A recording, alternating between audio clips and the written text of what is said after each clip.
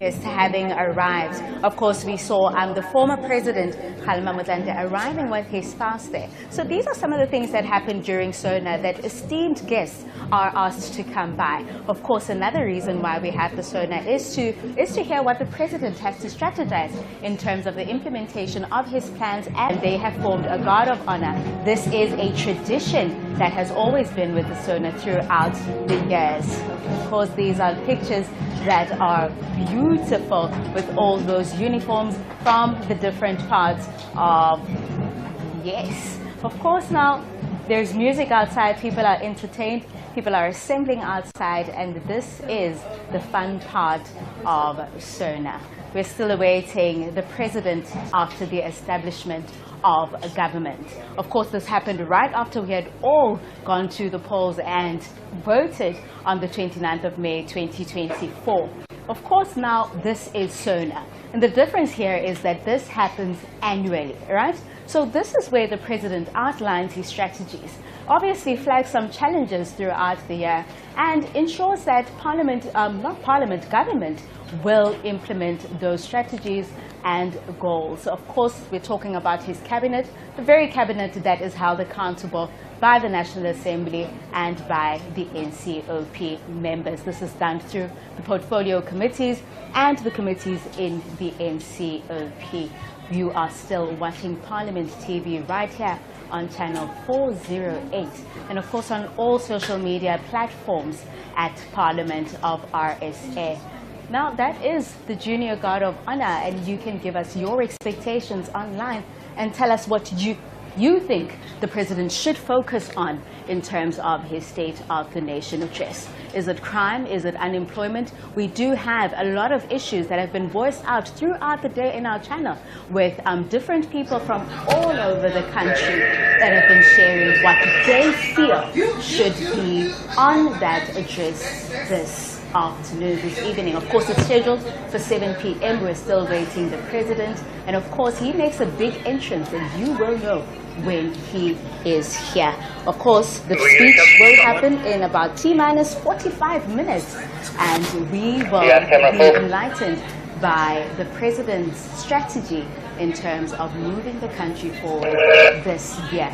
Of course, there have been big things that have been happening. We have the Bella Act that was enacted. We have the NHI Act that has been enacted. So there have been big movements within the government over 2024 and over 2025. As we await what 2025 has in store for us, especially in terms of service delivery, especially in terms of what you need at home. Yes, Tabo, as you can see on the screen, we are preparing for the big moment, which is now 45 minutes away, and there's the military band starting making its way through as we are preparing for the president to deliver the State of the Nation address at 7. Those are the members of the South African National Defence Force from various units of the force that participate in the State of the Nation address. It is a tradition that the army fully participates in the traditions of the State of the Nation address. And of course, this is after the fallen heroes of the SADC-BP, of course, in the DRC. However, we did have an interview earlier, and the speaker did say that this is basically paying homage to the Commander-in-Chief. And of course, there have been outcries with regards to that, and the thought was that it shouldn't be done at all. However, it has been explained, and that the department is that this is paying homage to the Commander-in-Chief, and that is President Cyril Matamela Ramaphosa. Exactly as you've just explained it, Sepo, the speaker also outlined this morning when I spoke to her. She also indicated that she had received a request from the Democratic Alliance for the number of soldiers, for the reduction of the number of the members of the SANDF that will be used during the State of the Nation address. However, as you had rightfully explained, the purpose of today for the South African National Defence Force is to salute their chief in commander, which is the President of the Republic of South Africa, and that does not have an impact on what had transpired in the DRC, as you had said. As you can see there on the screen, the premiers of the provinces are walking into the City Hall where we are expected to listen to the President address the nation this evening at 7 p.m. And yesterday, Parliament posted a question on its Twitter page where the question was, if you were to deliver the State of the Nation address, what are the things that you will address? And as we went through the tweets, some of the things that really came out are high employment rate, unemployment of doctors and medical professionals, and job creation, and youth unemployment and drug addiction. So we'll await in anticipation as well to hear what the President has to tell us this evening at 7 p.m. Of course, these are the processions for the State of the Nation of the address. A beautiful sight, a lot of synchronization there, and it is such a sight to see. Of course, this happens only once a year, unlike the opening of Parliament address that happens every 5 years. And to those who've just joined us, this is still the build-up to the State of the Nation address, which will be delivered by President at 7 o'clock. You can follow us through our social media platforms at Parliament of RSA and hashtag SONA2025. And just to read some of the tweets that have come through, this one comes from Sol at Tabiso 0-012. He says, we move on and live our lives like today. We focus on what the President will be telling South Africa at SONA. And this one comes from Teliwela Magagula, where she says, the way ESCOM has no regard for the President. We have load reduction from 5 p.m. to 10 p.m. No SONA 2025 for Eguruleni. Wow. So those are some of the tweets that have come through on our hashtag SONA 2025. But of course, these are some of the issues that the President has highlighted in his previous State of the Nation addresses. And hopefully then these are some of the issues that he will touch on. Of course, those are the military processions that are taking place on your screen. A beautiful sight, a lot of synchronization, and an event that happens once a year. And there, just on your screen, you can see those shots. The President is also expected to take the salute right there in front of the City Hall by the Mandela statue there. And also there will be the singing of the national anthem, also by the South African National Defence Force Band, as they honor their Commander-in-Chief, which is the President of the Republic of South Africa, Mr. Cyril Matamela Ramaphosa. A beautiful sight indeed, right outside the City Hall in Cape Town. We started off as windy, however, things have settled down. A perfect weather for a perfect event. And as you can see, the high level of discipline being maintained by those members of the South African National Defence Force. Le nto le ibonakalisa ukuthi le sidibene ngayo namhlanje ubaluleka kwayo kuba yabona ukuthi kulamatroni siwabonayo phaa eskrinini sethu amileyo alayinileyo aphana kumaintainwe the highest level of discipline because abalungiselela ukuthi bazosalutha the chief in command of the SANDF. And also not forgetting the public participation element of it, that the junior guards, as you saw them there earlier on in the shot, just right next to where the members of the SANDF are standing, where they get an opportunity to come and witness such an august event. And it is a tradition that started in 1994 after our democracy was born, and it has remained a crucial element of the State of the Nation address. And members of the judiciary are making their way into the chamber. Of course, SONA is one of the occasions where all three arms of state come under one roof, and that is the legislature, the provincial, and the executive rather, and the judiciary. Of course, those are the justices of the Constitutional Court and the judge presidents of the High Court. And indeed, they are led by none other than our Chief Justice, Ms. Mandisa Maya, yes, who succeeded Mr. Chief Justice Raymond Zondo, so leading the team of the judiciary there, and behind the President of the Supreme Court of Appeal and members of the Judge President and other members of the Constitutional Court. And Judge Maya happens to be the first female Chief Justice of the Republic of South Africa. And of course, she has been pushing women empowerment, especially within the judicial sector, ensuring that women are empowered and that there is equality within that sector. As you can see, that the step guard getting ready, lined up and ready to give the salute as soon as the chief in commander makes his way down. But we're still expecting some other dignitaries to make their way into the Cape Town City Hall. And of course, you can let us know what your expectations are from the State of the Nation address that President Cyril Ramaphosa is scheduled to deliver at 7 p.m. tonight. Use the hashtag SONA2024 and follow, like and subscribe on all social media platforms at Parliament of RSA. For more information, of course, on the work of Parliament and the work of the committees that are involved, you can visit our website at www.parliament.gov.za. It is indeed your Parliament, your voice, your future. And as you had indicated, with the hashtag of SONA2025, I have another tweet here from Tliso Mputi. It says, we urge President Ramaphosa to prioritize eradicating teenage pregnancy, drug and gambling addiction and poverty. Let's work towards a society where hope, faith and opportunity flourish for all. That's a very good tweet, Tliso.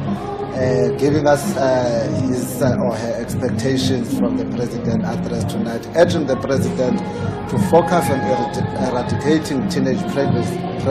I think the tweet is motivated with the recent reports on teenage pregnancy, where one of the young children, I would say a child, Yes, children. she was not even a teen yet, because she was 12 years old. 12 years old. That gave birth on the New Year's Day. So I think this tweet is probably motivated by one of those incidents.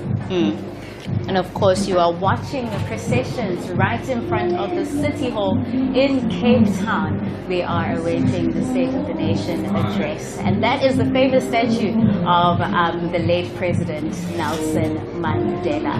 And the statue, Tsepo, is there because 11 of February 1990, this is exactly where Madiba stood and addressed South Africans following his release from serving a 27-year term in prison. And he was standing there, and next to him was the president, the current president, Mr. Ramaphosa, who was holding a microphone as Mr. Nelson Mandela was addressing the nation on the day following his release, as I have said. So having this event here also in the city hall, apart from the building having been gutted by fire, but having this event here also has its own significance in the history of our democracy. A full circle moment for President Cyril Ramaphosa, having held that mic, as you mentioned, Tebinkosi, for the late President Nelson Mandela. I'm sure he's proud wherever he is. Of course, he's coming. The State of the Nation address has to be delivered at 7 p.m. We are exactly 38 minutes away from that State of the Nation address delivered at 7 o'clock by the President. And once the President has delivered the State of the Nation address today, then the debates on the President's address, two-day debates, which will take place on Tuesday and Wednesday next week, and which will then be followed by the President providing responses to the issues that would have been raised by the members during those debates. Of course, you can still join the conversation by using the hashtag SONA2025 and let us know what your expectations are from the first State of the Nation address here in Parliament. It's the 7th administration, the first SONA, of course. And of course, we await the President to share his strategies, to share his key goals, flag those challenges, and share how his government will implement all that needs to be implemented to ensure that you at home get the service delivery that you deserve. And also, as you may know, that Parliament has been hosting the State of the Nation address at the City Hall since 2022 after a fire that destroyed building of the National Assembly building and parts of the old Assembly and the National Council of Provinces. And we've been here since 2022. And as you might know as South Africans, that Parliament is currently under construction. The new Parliament, your Parliament. And you can also participate in how you'd like a Parliament to look by going to our website and sending through a WhatsApp message and the comments and how you would like your Parliament to look like. You are still live on Parliament, watching us from Parliament TV. channel 408, and we're coming also through all our social media platforms at Parliament of RSA. Follow us live there as we are waiting to hear the President deliver the State of the Nation address. And of course, we can highlight that this is the 7th Parliament since the democratic dispensation of South Africa. We're just a little over 30 years of democracy, and each of those parliaments had different priorities. Of course, the first one was ensuring that the policies of apartheid were made rid of. And after that, it was all about nation building and ensuring that equity and human dignity is throughout the country. And as Maseko had said, you can also participate in the making your contributions on the rebuilding of Parliament. That information will be available on our parliamentary website, www.parliament.gov.za. You can log in there, follow the prompts, and then you can make your contributions on how best Parliament can make your contributions in terms of assisting Parliament to rebuild its destroyed structures. Now, some of the VIP that have arrived is the former chairperson of the National Council of Provinces, Mr. A.N. Masondo, and Mrs. Osondo. And we have the former Deputy President, or former Speaker of the National Assembly, Ms. Baleka Mbete, and Mr. Khomo. And of course, they were welcomed by Mr. Cedric Frolic, whom we had a conversation with here earlier on Parliament TV. The former President of RSA, Mr. Thabo Mbeki, and a guest arrived earlier, of course, and the former president of RSA, Mr. Kgalema Motlanthe, arrived earlier. So these are some of the guests, including the former president, Mr. Zuma, who arrived to the State of the Nation address. Of course, we saw those processions as members of guests and esteemed members arrived. So the idea is that everybody should arrive before the president does, and the president later on will be welcomed by the Imbongi, who will be singing praises just before the president takes the stage. Another public participation element there that has remained a very important part of the State of the Nation address since the dawn of our democracy, and Parliament rotates the languages that get to when Imbongi gets to speak. So last year we used a different language, and this year it will be a Xhosa Imbongi, a 19-year-old female who will be ushering the president inside the chamber. And I had an opportunity to speak to her earlier. Inako Mateza is the name. She hails from Aidujwa in the Eastern Cape. She is 19 years old, and she will be the one that will usher the president as he makes his way into the assembly to deliver the State of the Nation address. We're looking forward to hear her. When I spoke to her, she's a very confident young lady who's also informed us that at 19 years old, she already has a foundation that seeks to help other children from her community to also just to try and get them out of the streets. And of course, that is the band right outside of the Cape Town City Hall. Take a listen.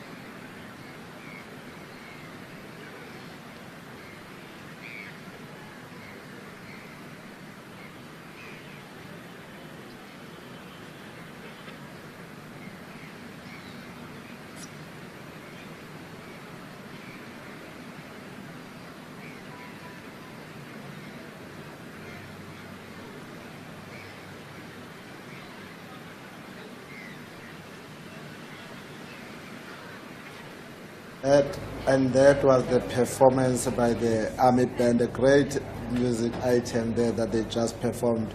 And of course, yesterday I had a chance to speak to the choir conductor, Major Sipho Ndlovu, who informed me that there's a lot of work that happens in preparation for today's event.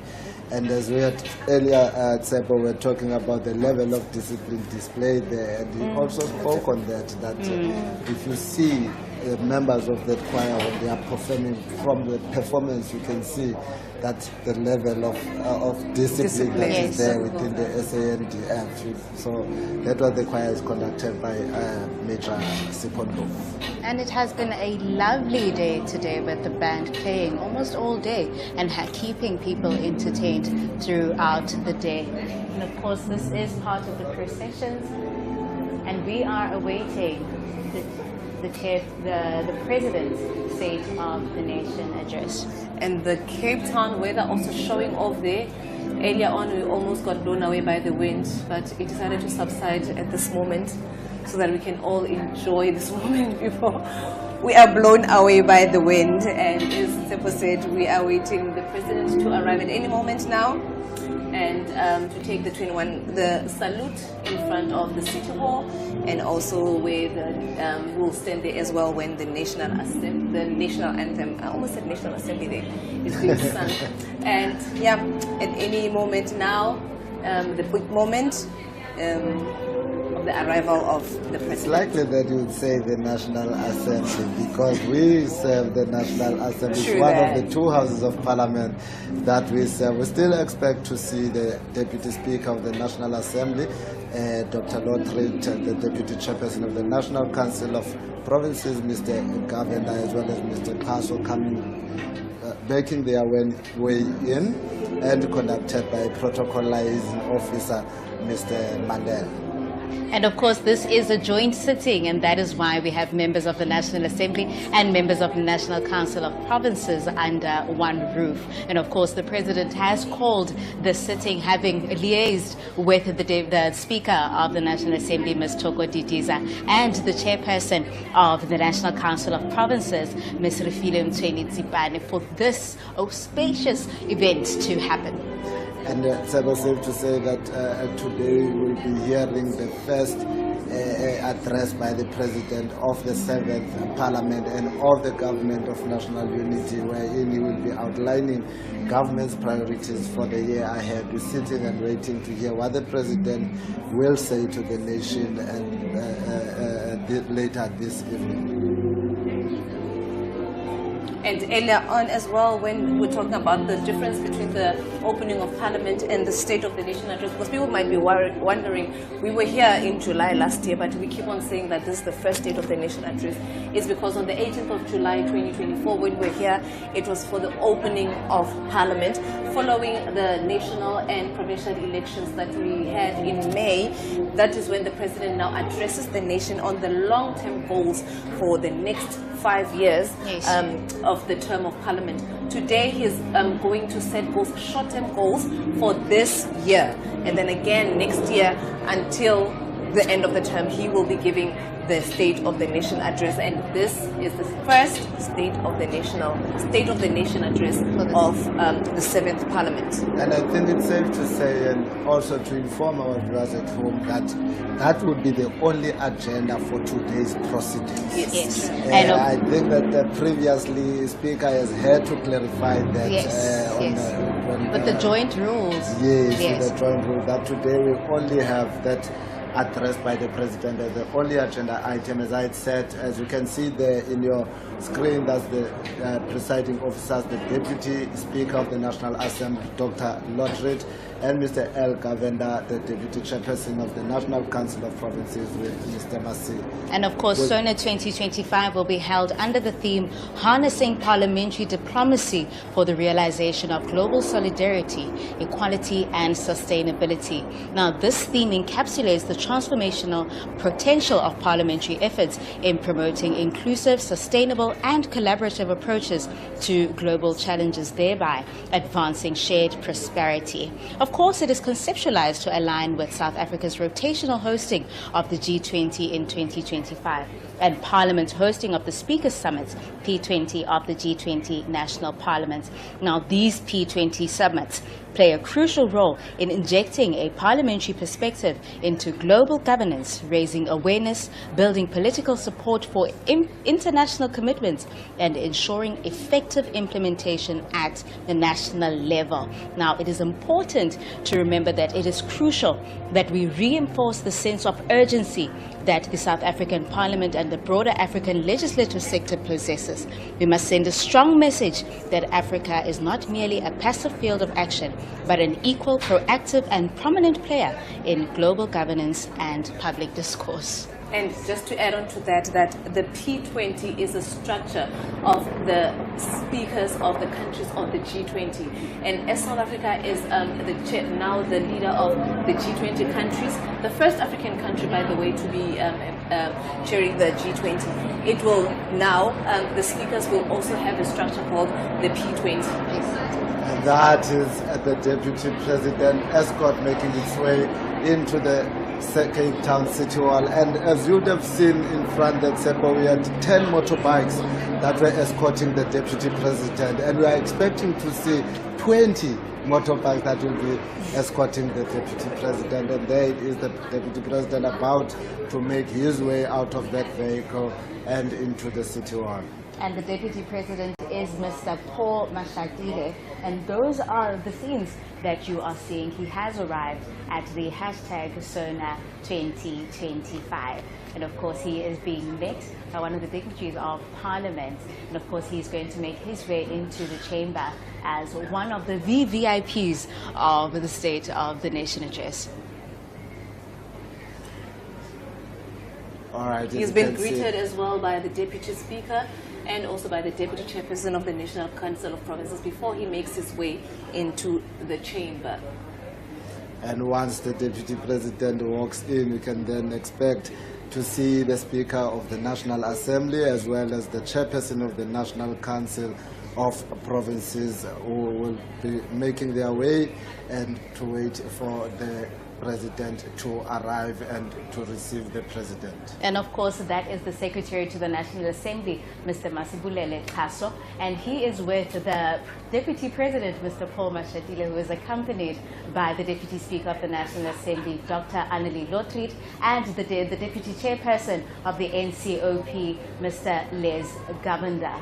And in the green dress is the Deputy President's wife, Mrs. Mashatile, there with the Deputy President, the Deputy Speaker, and the Deputy Chairperson of the National Council of Provinces. Of course, we await the President's arrival now in much anticipation of what he has to outline in the State of the Nation address. The first in the 7th administration of Parliament since the elections, and the first since the establishment of the Government of National Unity. We are exactly 19 minutes away from listening to the President of the Republic of South Africa delivering his first State of the Nation address for the 7th Parliament under the Government of National Unity. And I'm happy, Masego, that you provided clarity to our viewers on today's event vis-a-vis the event that took place on the 18th of July in 2022. 2024. Are you that far back? Which we had already indicated that it was an opening of Parliament address, an event that happens once every 5 years following the general elections and also the swearing in of the President. Of course, then SONA represents the highest level of executive accountability within South Africa's constitutional democracy. Through SONA, Parliament fosters government transparency and oversight, uniting the nation across all divides and holding the executive accountable for realizing citizens' aspirations for a better life. Now, with that, Parliament's oversight agenda is guided by the policy priorities announced by the President during the opening of Parliament. Now, this year's SONA will take on added significance as it officially launches Parliament's oversight role in the implementation of G20 decisions. South Africa's G20 presidency prioritizes addressing pressing domestic challenges, including slow economic growth, unemployment, poverty, and inequality. It offers a unique opportunity to align international priorities with local legislative actions, enabling a coherent and coordinated approach to shared challenges. As such, SONA 2025 must spotlight South Africa's commitment to fostering dialogue on critical issues such as trade, technology, governance accountability, and the synchronization of global and local efforts to address national challenges through international collaboration. Maybe it will also be nice to give our viewers just to listen to that musical item that is currently playing in the background. Such a wonderful musical item that is currently playing as we await the arrival of the Speaker of the National Assembly and the Chairperson of the National Council of Provinces, who will receive the President. Let's listen to this musical piece.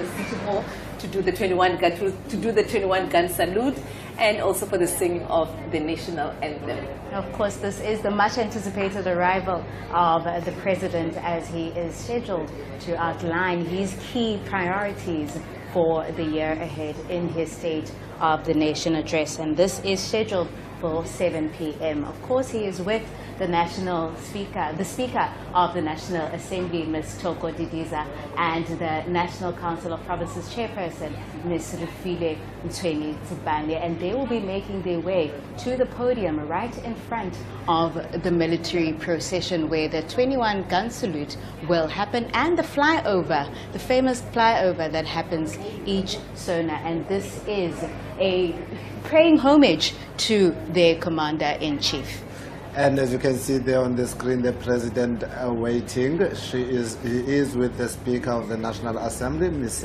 Thoko Didiza, as well as the Chairperson of the National Council of Provinces, Ms. Refilwe Mtsweni-Tsipane. And right in front of the president, you'll see those two. They are 8 camps, as they are called, 8 camps. They are there to assist the president and will stay with the president until he concludes the delivery of the State of the Nation address, even though the other members of the South African National Defence Force will withdraw as soon as the president has entered the chamber. But the two that are within the eight camps will remain with the president. They will be outside the doors of the chamber whilst the president is delivering the State of the Nation address. Let's listen to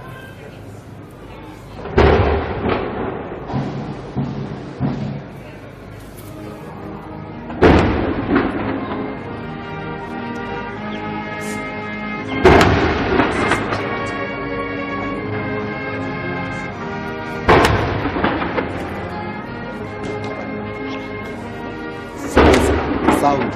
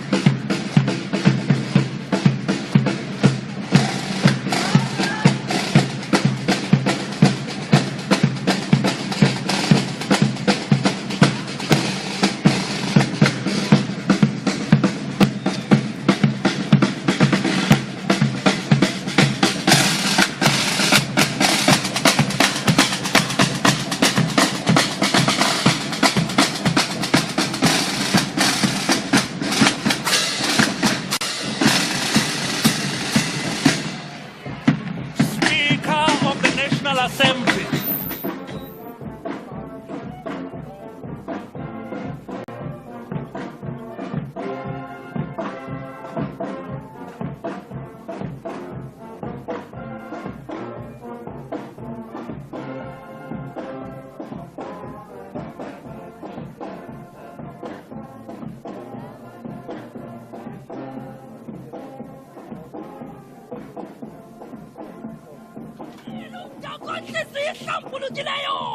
umongameli wesizwe njengani ntateza ntathe njewule nanku mthako omnyama nje bosepho umbhayibhayi kwezopolitiko kalokuyani enye yokududuba bengazuluqaba uzuthi wakunyuka loo ntaba ungalibali ukunyeka emva ukuzuthi wakudibana nemidlambila kwingcaphu yentaba umemeza ucamaku madola amnyama eAfrika qhubeka kusiphatha ngezo zandla zingenamikhinqi nditsho wena sifuba sibanzi sokweleka abasweleyo xhalabali banzi lokothula imithole kwabasindwayo nditsho wena sangola hachivase muduhulu waralusiwelo Matamela, a hero with roots in Soweto, the son of the soil, a man of courage with strength and grace.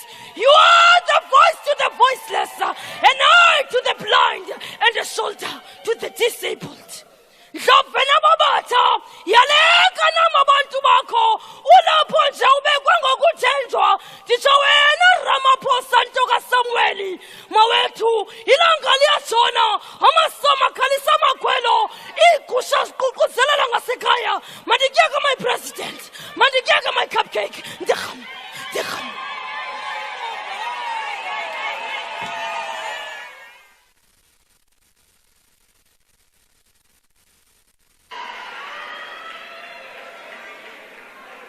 Order, honorable members. Honorable members, there will now be an opportunity for silent prayer or meditation. As we do that, may we please acknowledge our fallen members of the armed forces in the Democratic Republic of Congo.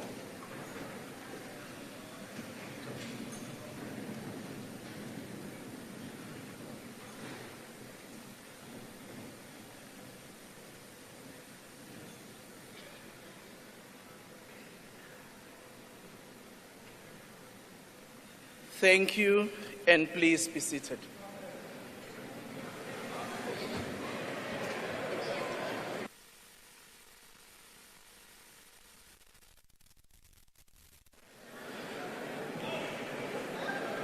Order, honorable members. Honorable members, the President has called this joint sitting of the National Assembly and the National Council of Provinces in terms of Section 84, subsection 2D of the Constitution of the Republic of South Africa, read with Joint Rule 13, subsection 1A, to deliver his State of the Nation address to Parliament. I now call on the Honourable the President to address the joint sitting.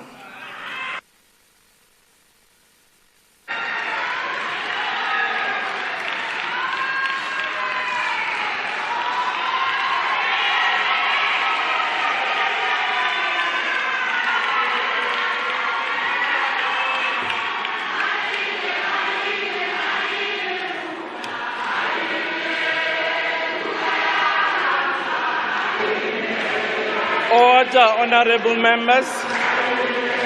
Order, honorable members, can we please take our seats? Honorable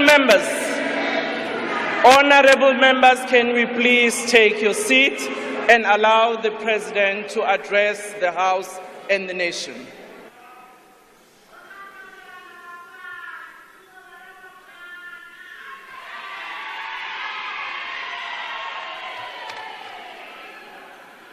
Speaker of the National Assembly, Ms. Thoko Didiza, Chairperson of the National Council of Provinces, Ms. Refilwe Ntshweni-Tsipane, Deputy President of the Republic of South Africa, Paul Mashatile, Chief Justice of the Republic, Mandisa Maya, and Judges President, former President of the Republic, Mr. Thabo Mbeki, former President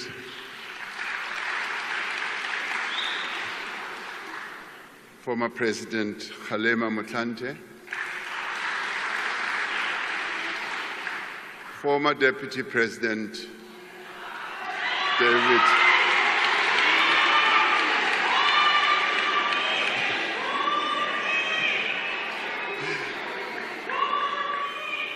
David Mabuza, former Speaker of the National Assembly, Ms. Baleka Mbete,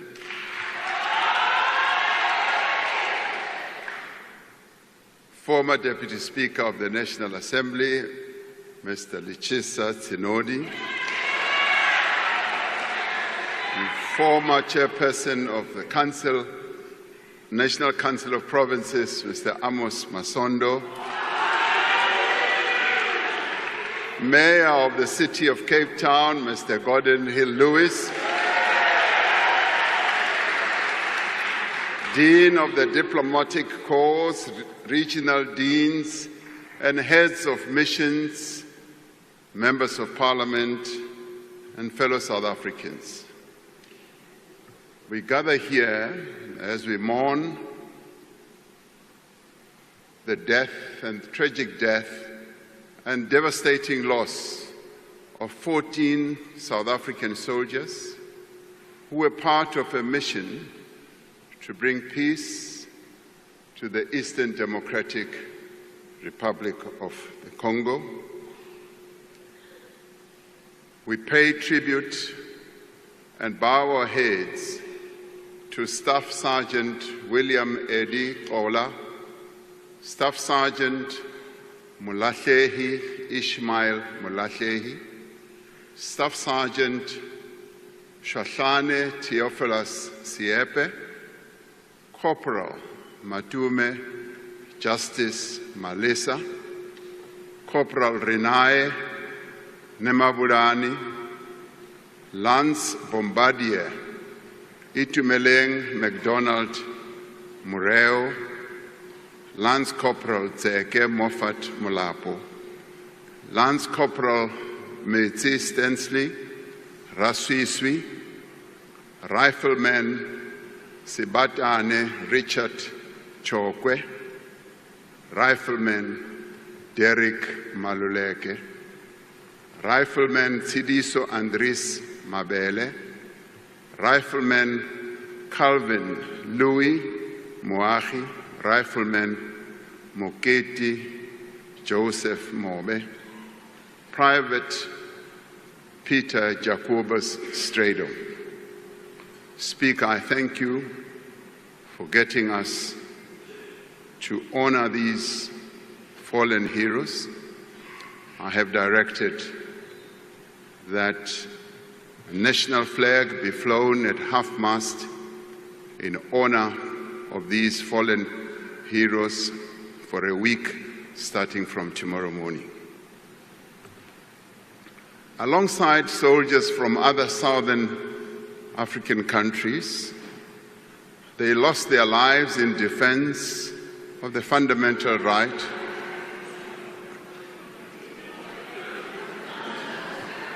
of the Congolese people to live in peace and security.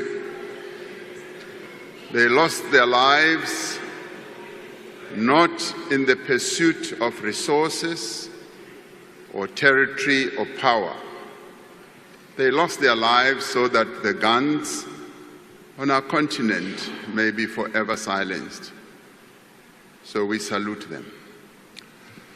My fellow South Africans, this State of the Nation address is taking place as we celebrate 70 years since the adoption of the Freedom Charter at the Congress of the People in Kliptown in 1955. The Freedom Charter is the cornerstone of our democratic constitution.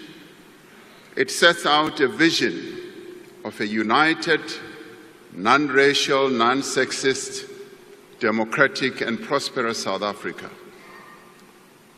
It also sets out a vision of a country in which government is founded on the will of the people of South Africa, where the land is shared among those who work it, where the people share in the country's wealth and in all that the country produces and are all equal before the law.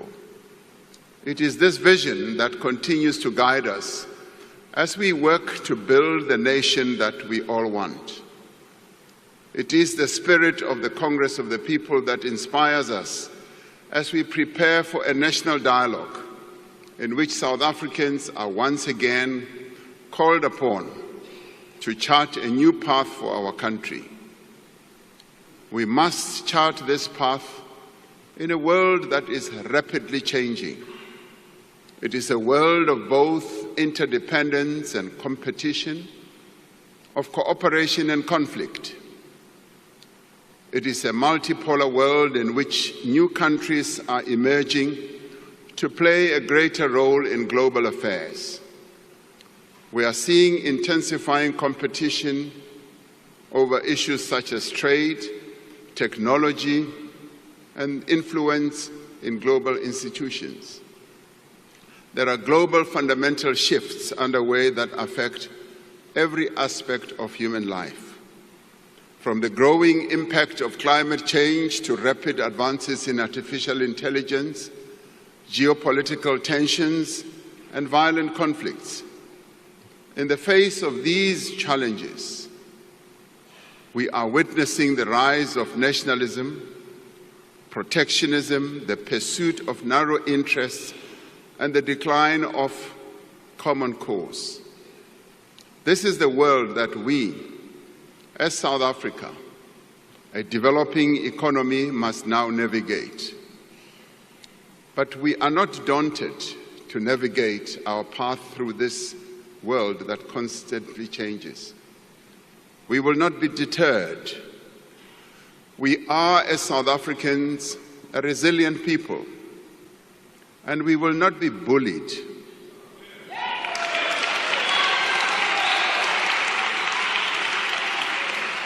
We will stand together as a united nation, and we will speak with one voice in defense of our national interests, our sovereignty, and our constitutional democracy. By standing true to our values, by harnessing our unique strengths and endowments, and by forging a common purpose, we can turn these trying circumstances to our advantage and propel our country forward. As South Africans, we stand for peace and justice. We stand for equality and solidarity. We stand for a non-racial future, and we stand for democracy and tolerance as well as compassion. We stand for equal rights for women, for persons with disability, and for members of the LGBTQIA+ community. We stand for our shared humanity, not for the survival of the fittest. So this evening, let us speak of the nation that we want. Let us speak of the future that we want to build. Let us speak of the work that we as South Africans must do, and the work that we are doing to build that nation and to build that future.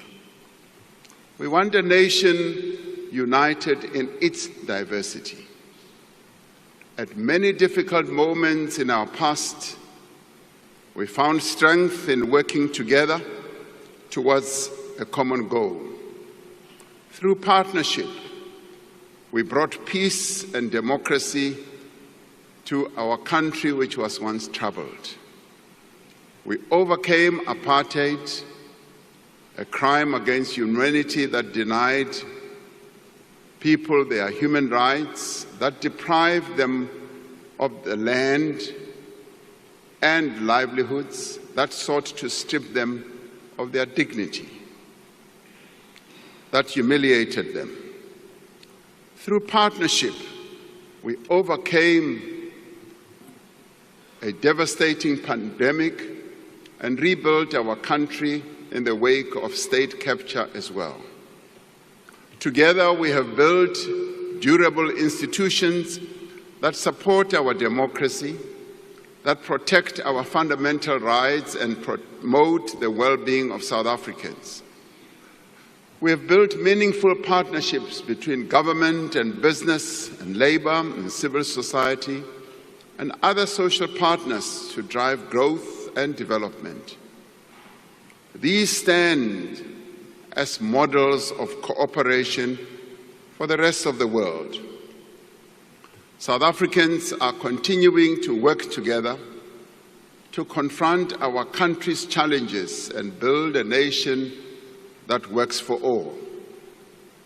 Guided by the wishes of the people as expressed in last year's elections, we have formed a government of national unity to give expression to our culture of cooperation.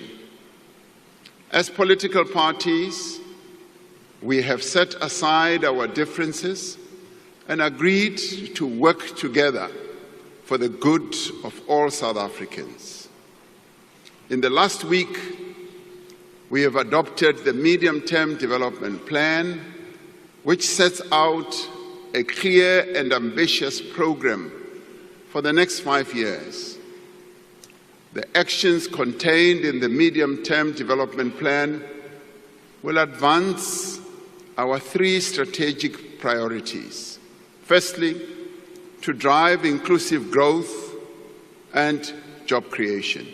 Secondly, to reduce poverty and tackle the high cost of living. And thirdly, to build a capable, ethical and developmental state. Our most urgent task is to grow our economy so that we can create jobs, reduce poverty, and improve the lives of South Africans. To undertake this task, we need a government that works for the people. We need a state that is capable, competent, underpinned by a professional public service. South Africans want a state that treats all people with dignity, humility, and respect. A state with leaders who are prepared to serve our people with complete dedication, and public servants who are ethical, skilled, and properly qualified. To achieve these objectives, we are strengthening the role of the Public Service Commission in the appointment of key people who direct the affairs of our state, such as Directors General, Deputy Directors General, Chief Executive Officers of SOEs and board members and other senior positions. We will introduce a graduate recruitment scheme so that we may attract the best and the brightest in the public service. A capable state must start where our people live and work. In many cities and towns across our country, roads are not maintained. Water and electricity supply is often disrupted. Refuse is not collected, and sewage runs in the streets. In part, this has happened because many municipalities lack the technical skills and resources required to meet our people's needs. Many municipalities have not reinvested the revenue they earn or collect from these services into the upkeep of infrastructure. Starting this year, we will work with our municipalities to establish professionally managed ring-fenced utilities for water and electricity services to ensure that there is adequate investment and maintenance. Many of the challenges in municipalities also arise from the design of our local government system. We will therefore undertake extensive consultation to develop an updated white paper on local government to outline a modern and fit-for-purpose local government system. We will also review the funding model for municipalities. We will do so because many of our municipalities truly do not have a viable and sustainable revenue base. We will work with traditional leaders in the implementation of local development programs. We will also seek to work with our traditional leaders in ensuring that they continue their own work as we give them the recognition as the natural and indigenous leaders of our people. We will expand our support to municipalities that require assistance, drawing on the lessons of the Presidential eThekwini Working Group.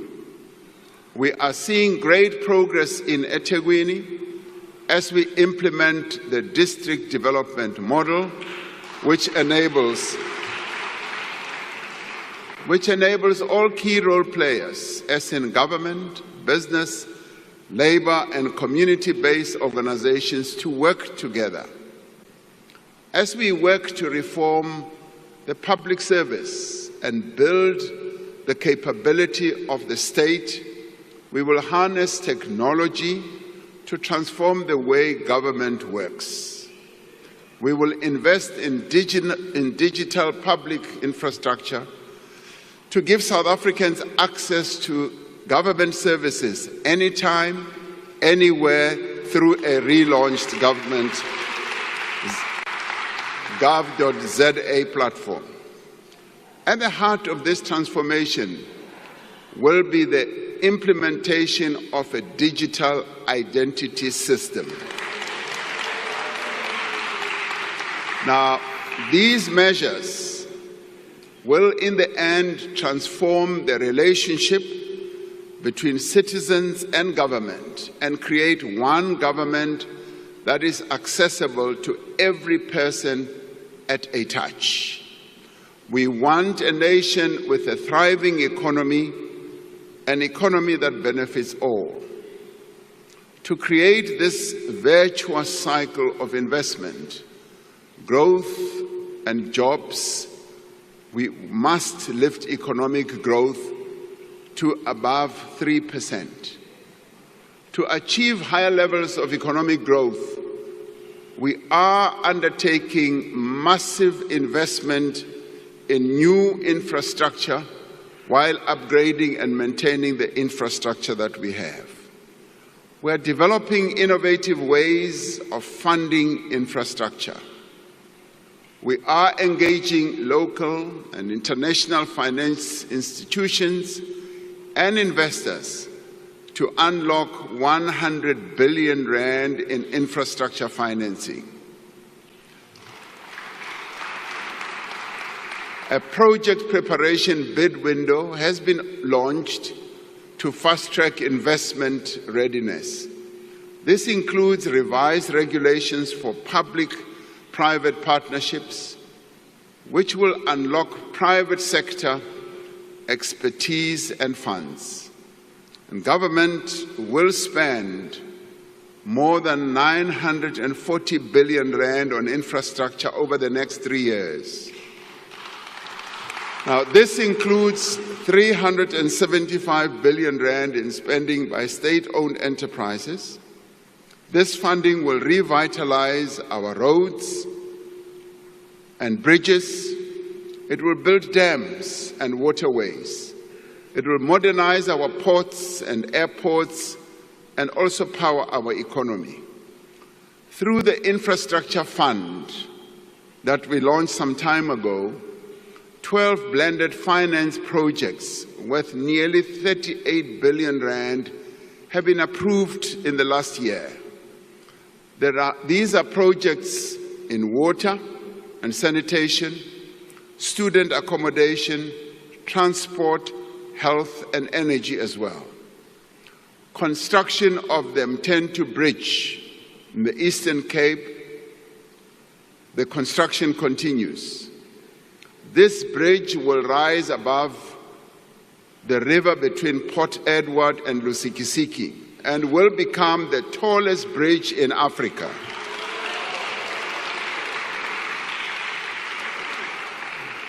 The Podihadi Dam in Lesotho will feed 490 million cubic liters of water a year from the Lesotho highlands into the Vaal River system, securing water supply to several provinces for years to come. Working with international partners, we are revitalizing small harbors, unlocking economic opportunities for coastal communities. We're also looking very closely at the harbor that we will build in the Northern Cape, in Boegoebaai, because that is going to be a game changer for the Northern Cape. We are steadily removing the obstacles to meaningful and faster growth. The economic reforms that we are implementing through Operation Vulindlela have created a new sense of optimism and confidence in our economy. Investors are looking at South Africa with much more interesting eyes as they see the reforms that we are implemented through Vulindlela. We have made progress in rebuilding and restructuring a number of our network industries. We are seeing positive results in the improvement of the functioning of our network industries as well as the investment opportunities that are opening up and are being taken up by investors, leading to job creation. Working together with business, labor and other social partners, we must now finish the work that we started. Over the coming year, we will initiate a second wave of reform to unleash more rapid and inclusive growth. Our immediate focus is to enable Eskom, Transnet and other state-owned enterprises that are vital to our economy to function optimally. We are repositioning these entities to provide world-class infrastructure while enabling competition in operations, whether in electricity generation, freight, rail, or port terminals. We continue with the fundamental reform of our state-owned enterprises to ensure that they can effectively fulfill their social and economic mandates. Now, this includes the work underway to put in place a new model to strengthen governance and oversight of our public entities.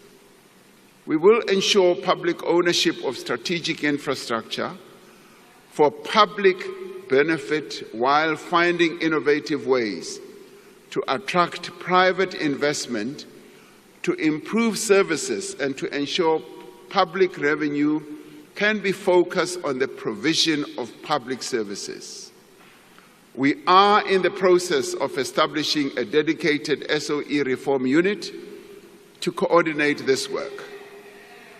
The measures we have implemented through the Energy Action Plan have reduced the severity and frequency of load shedding, with more than 300 days without load shedding since March 2024.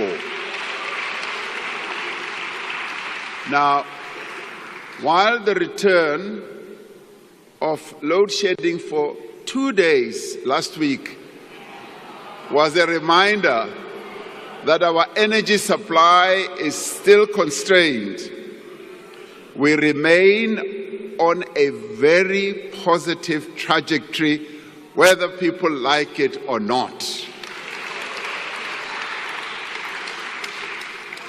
We now need to put the risk of load shedding behind us once and for all.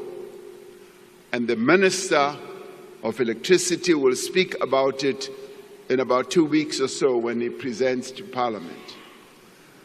We need to put that once and for all behind us by completing the reform of our energy system to ensure long-term energy security.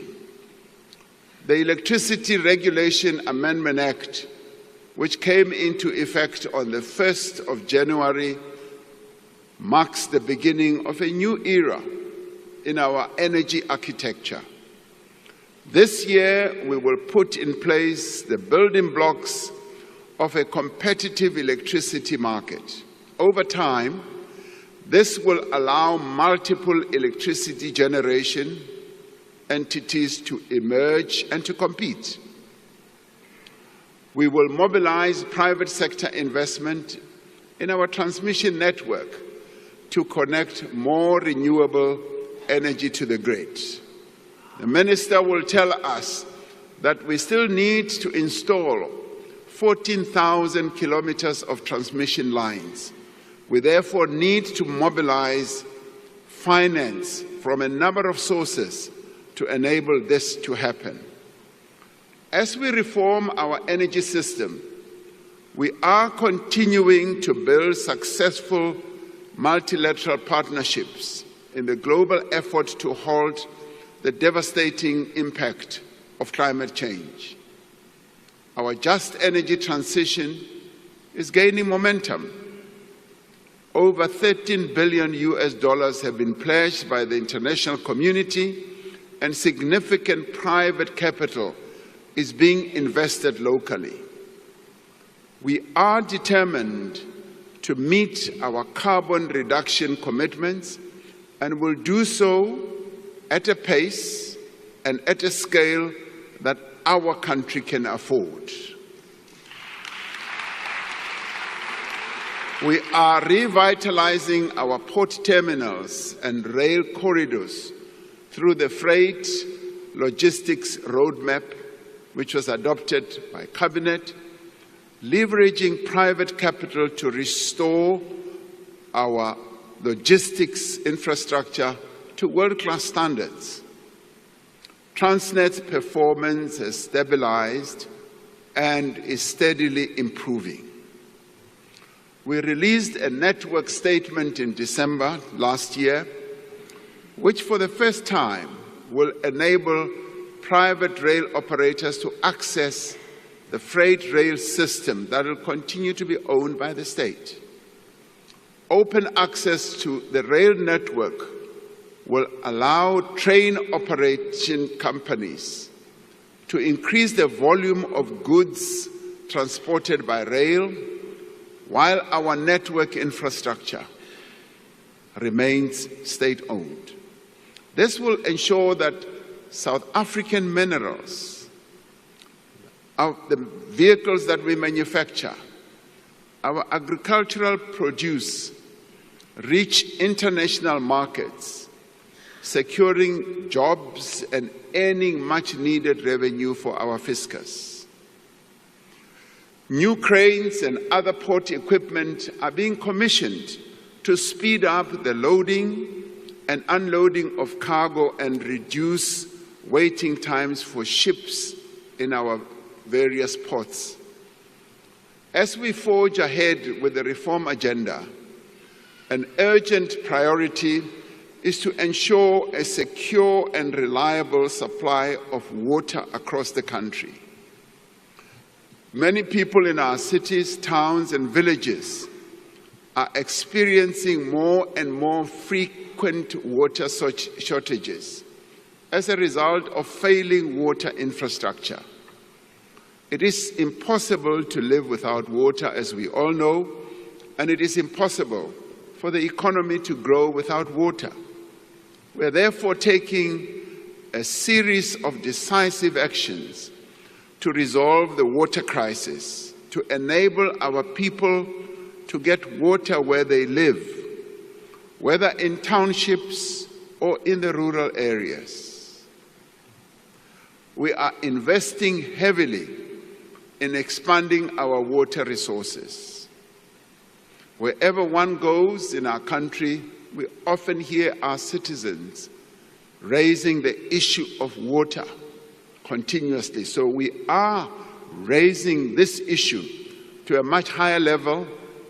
And like we did with electricity, I know and I am hopeful that we will resolve the water crisis that we have.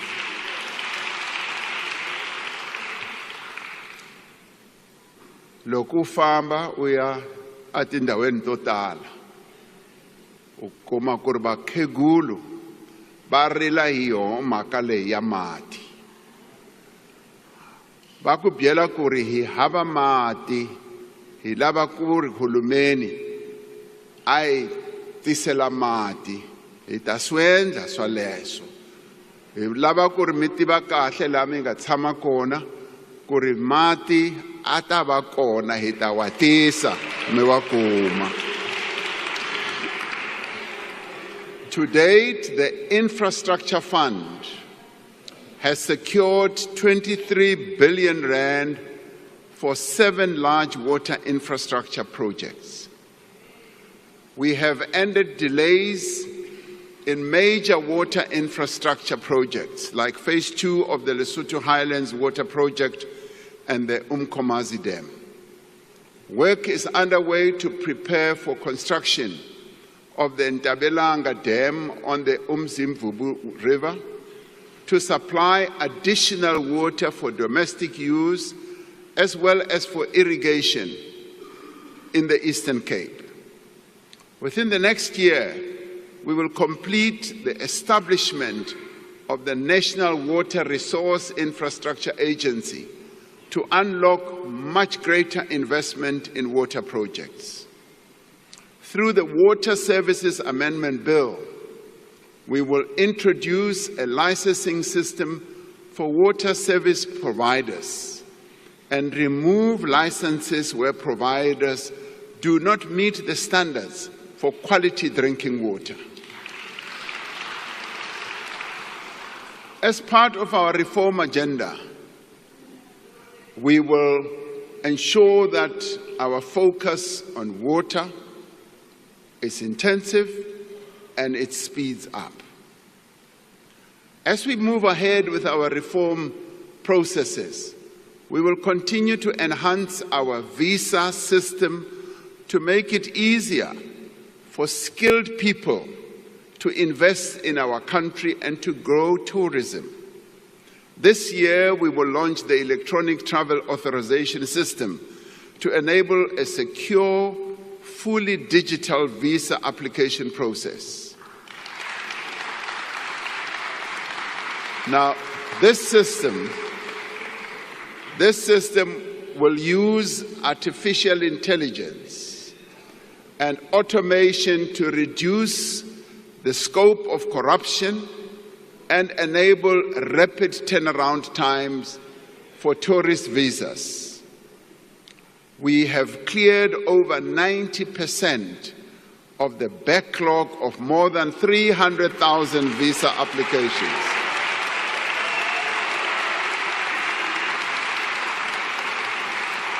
Now, in many ways, these changes that are underway, these reforms that we're implementing, send a very strong message that South Africa is indeed open for business and tourism.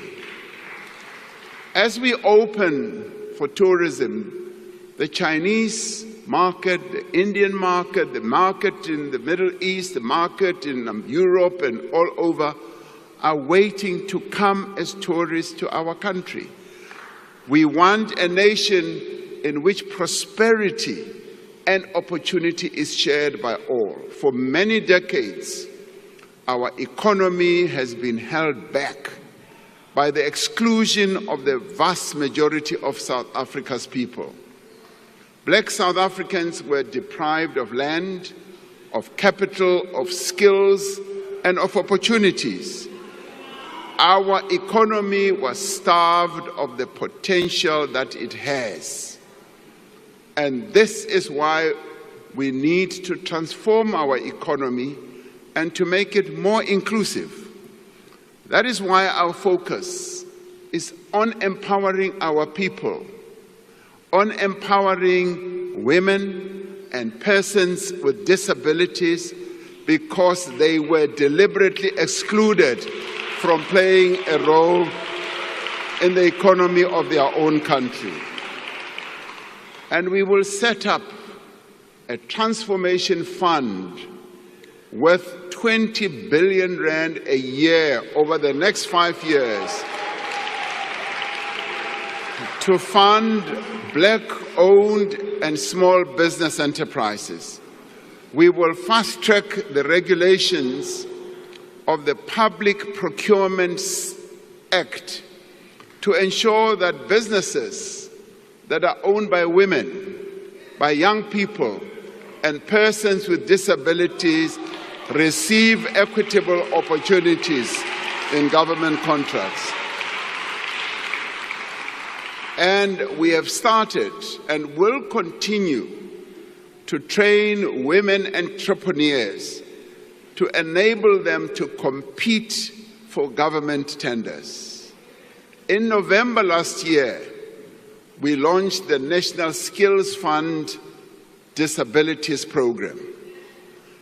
In its first phase, this transformative initiative will empower over 10,000 persons with disabilities through tailoring training for them and through ensuring that they get stipends and specialized tools.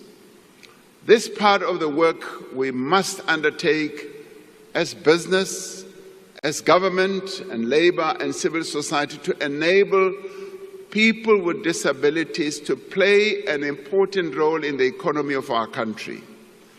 For far too long, they've been relegated to the back rooms of everything. Through these programs, we are not only righting a grave historical wrong, we are unleashing the potential of our economy for sustained growth. We want a nation where there is work for all, where every person can earn a decent living and realize their potential, where the rights of workers are protected and working conditions are improved, where women and men receive equal pay for work of equal value. We need to ensure that growth creates jobs for all, and especially for young people. The success of the presidential employment stimulus shows how public employment programs can create meaningful work that generates a wider benefit and contributes to sustainable employment. The employment stimulus that we introduced during the COVID period has created almost 2.2 million work and livelihood opportunities through innovative models that provide high-quality work to participants. The Social Employment Fund has created over 80,000 jobs this year. It has supported more than 12,000 participants to enter entrepreneurial activities. During the past year, young people secured 235,000 work opportunities through the National Pathway Management Network. And this is underpinned by the SA Youth Mobi platform. We now need to build on these innovative programs to create jobs for young people at ever greater scale. And to create jobs, we must leverage our unique strengths as well as our unrealized potential to build the industries of the future, as in green manufacturing, renewable energy, electrical vehicles, and the digital economy that is also driven by artificial intelligence. This year, we will finalize a modernized and comprehensive industrial policy that drives economic growth. We will achieve this ambition by focusing on the opportunities in localization, diversification, digitization, and decarbonization. We are working towards the full implementation of the African Continental Free Trade Area, which will tear down the barriers to trade on our continent. As the most industrialized economy on the African continent, we are positioning ourselves to be at the center of this new growing market. We are harnessing the sun and the wind to make our country a leader in renewable energy and green manufacturing. With an abundance of cheap green energy, we can produce products that are competitive anywhere in the world and create hundreds of thousands of new jobs in this process. We are making sustainable use of the rich abundance of the South African earth by supporting our farmers, improving our logistics network and rural supply chains, and opening new export markets for products that we grow or produce. We can significantly expand our agricultural sector. We want South Africa to be leading in the commercial production of products such as hemp and cannabis, a product that is so well known in the Eastern Cape and KZN, a product that our forebears have produced for generations and generations. We can add modern value to it and bring it to the shelves of the entire world. We are breathing new life into the mining industry, which remains one of our most important and valuable endowments. I often say that mining was the bedrock on which our economy was built, and it continues to be a sunrise industry. We are on track to implement a new, modern, and transparent mining rights system this year, which will unlock investment in exploration and production. We will put in place an enabling policy as well as a regulatory framework for critical minerals. By beneficiating these minerals here in South Africa, we can make use of the extraordinary wealth that lies beneath our soil for the benefit of our people. Even more valuable than our natural resources are the diversity, the energy, and the talent of the people of this country. The services sector is now the largest part of our economy, ranging from financial services to retail, hospitality, tourism, and the burgeoning creative industry. The tourism sector is growing rapidly, with close on to 9 million tourists having visited our country last year. One of the attractive sites in our country, which we want to see growing more and more, is Robben Island. I visited Robben Island on the 8th of January. And I got to hear that in a year they are now going to receive 300,000. They want to grow it to 500,000 visitors in a year. And most of these visitors are South Africans. So we will grow tourism through our visa reforms, through increasing the number of flights to key destinations, and through the marketing of our country as the best country to visit in the world.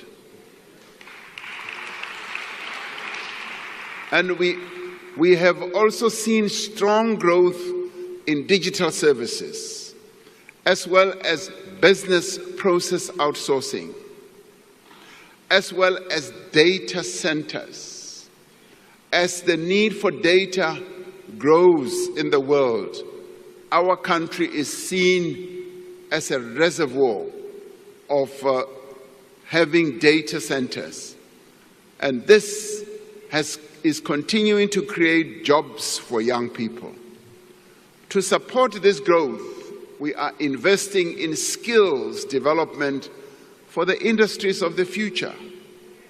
The Jobs Boost Fund has pioneered a new model that links funding for skills in demand for the successful placement and particularly employment of young people. We are expanding our support for small and medium enterprises and for the informal economy, which sustains millions of jobs as well as livelihoods across our country. This includes streamlining funding for small businesses, unlocking venture capital for high-growth startups, and developing a regulatory environment that enables rather than restricts informal enterprises. To build an innovative economy, the Department of Science and Technology and Innovation will establish an innovation fund to provide venture capital to tech startups that emerge from our higher education institutions. We are calling on business to use the SA Youth Mobi platform, which currently has some 4.5 million young people registered for their hiring purposes. We're calling on business to support the Youth Employment Service to scale up workplace experience opportunities over the coming year. We want a nation where no one goes hungry. For 30 years, since the dawn of democracy, we have worked together to reduce poverty.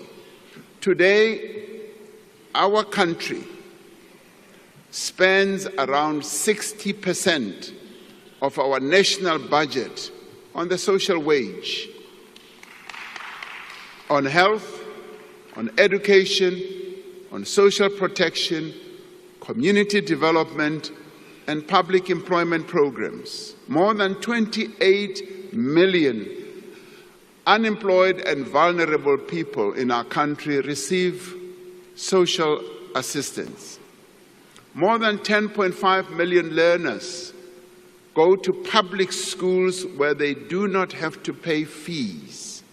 Last year, over 900,000 students from poor working-class backgrounds and poor families and working-class backgrounds received funding to study at universities and colleges.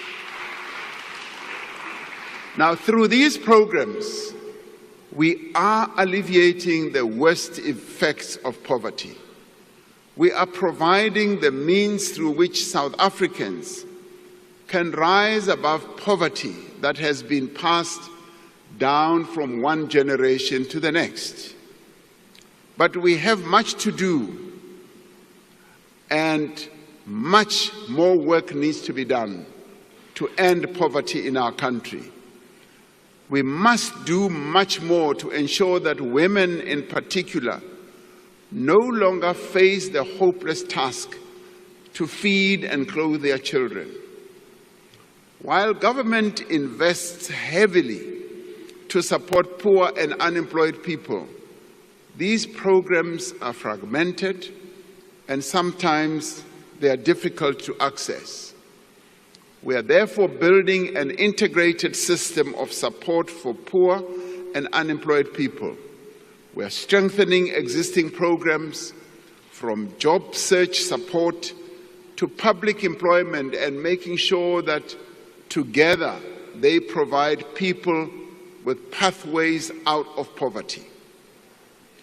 Rather than expecting those in need to approach several government agencies separately, a citizen should be able to go to one place to receive all the support that they need. To protect the gains that we have made since 1994 in advancing children's rights, we will adopt the National Strategy to Accelerate Action for Children, which focuses on 10 key priorities, including poverty reduction, child protection, and addressing malnutrition. The Social Relief Distress Grant is an essential mechanism for alleviating extreme poverty. We will use this grant as a basis for the introduction of a more sustainable form of income support for unemployed people. Now, central to our efforts to end poverty and to develop our economy is to provide decent, quality education to every South African. We are immensely proud of the achievements of the matric class of 2024.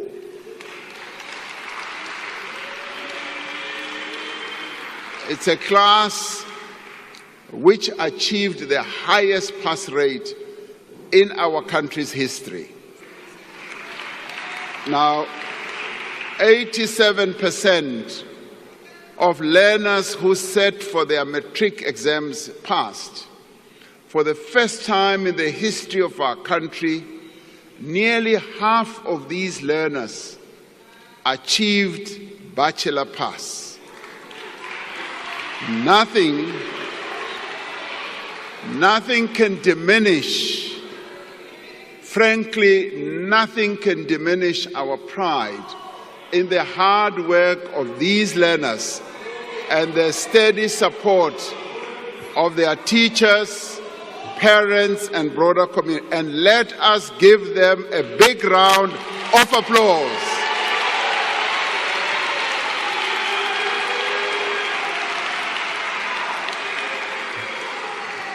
We should all be proud of the class of 2024. But our immediate focus is to expand access to early childhood development for every child.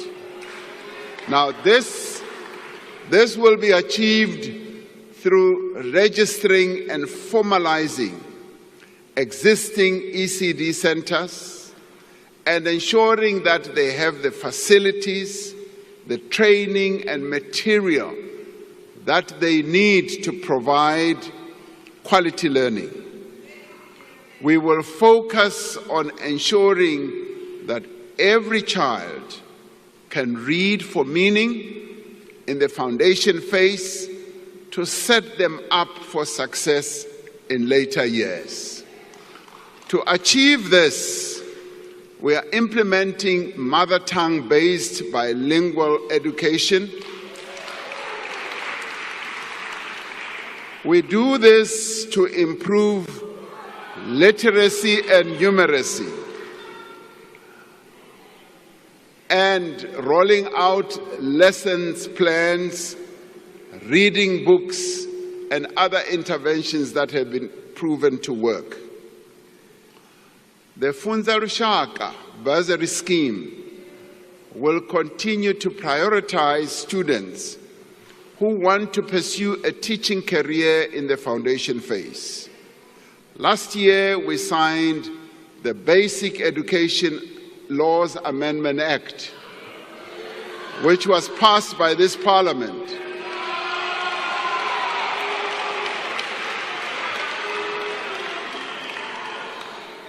Now, this act is pivotal for ensuring that education is accessible and is inclusive for all South Africans. This year, the Minister of Basic Education will introduce national policy, the norms and the standards and regulations to empower all partners in the basic education field to support the implementation of the Act.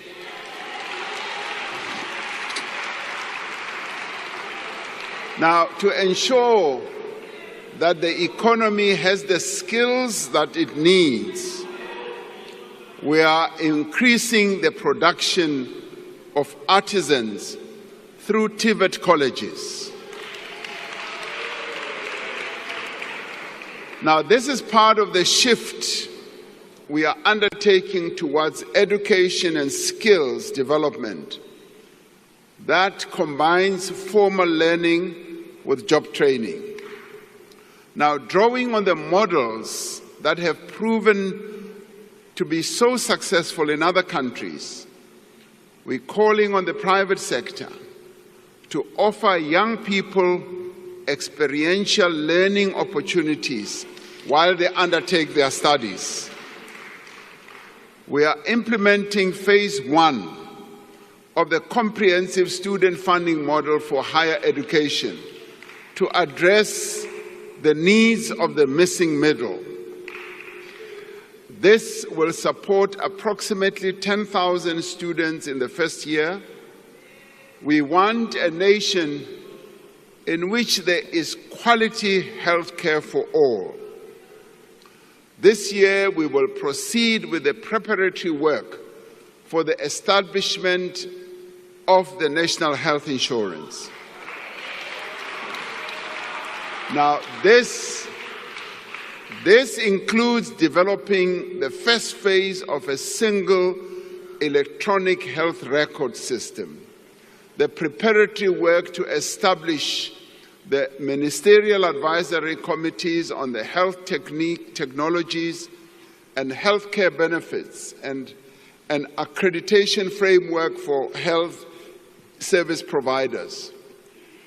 The NHI will reduce inequalities in healthcare by ensuring that everyone gets fair medical treatment.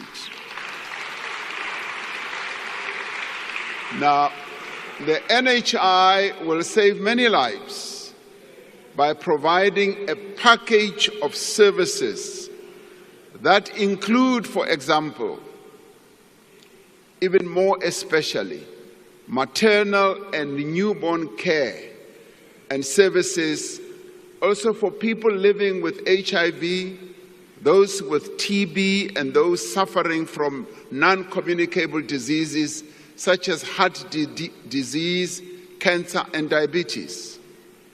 Our most immediate priority is to strengthen the health system and improve the quality of care.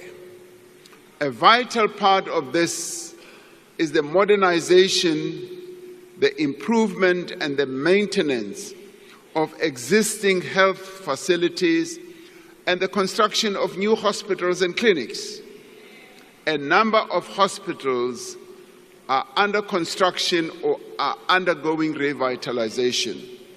Now, these include the Limpopo Central Hospital, the Siloam District Hospital in Limpopo, the Tlhabeng Regional Hospital in the Free State, the Bambisana District Hospital, Zitulele District Hospital in the Eastern Cape, and the Bophelong Psychiatric Hospital in Northwest.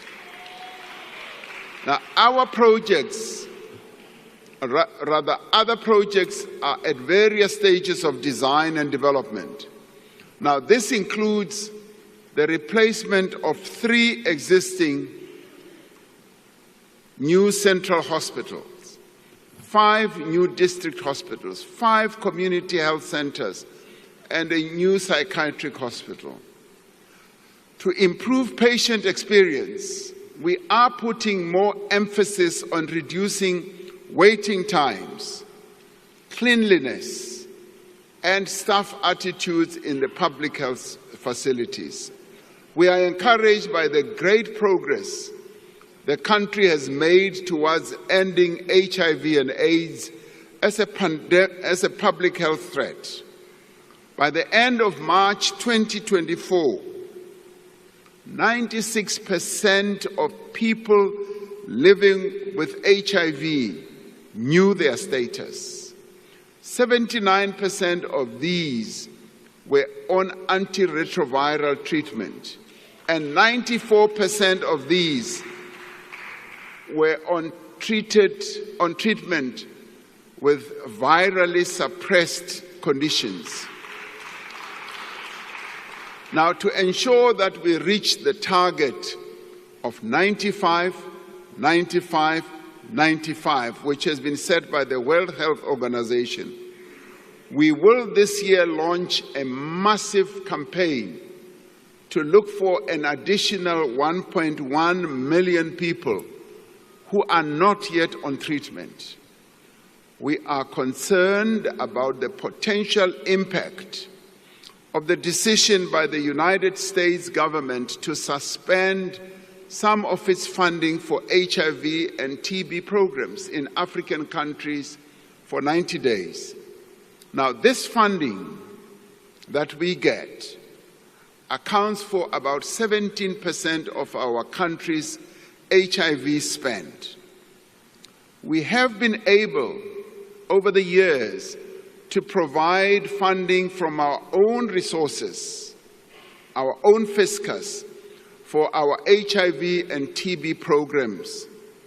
We are looking at various interventions to address the immediate needs and ensure the continuity of the essential services that we might lose if this funding does not come through.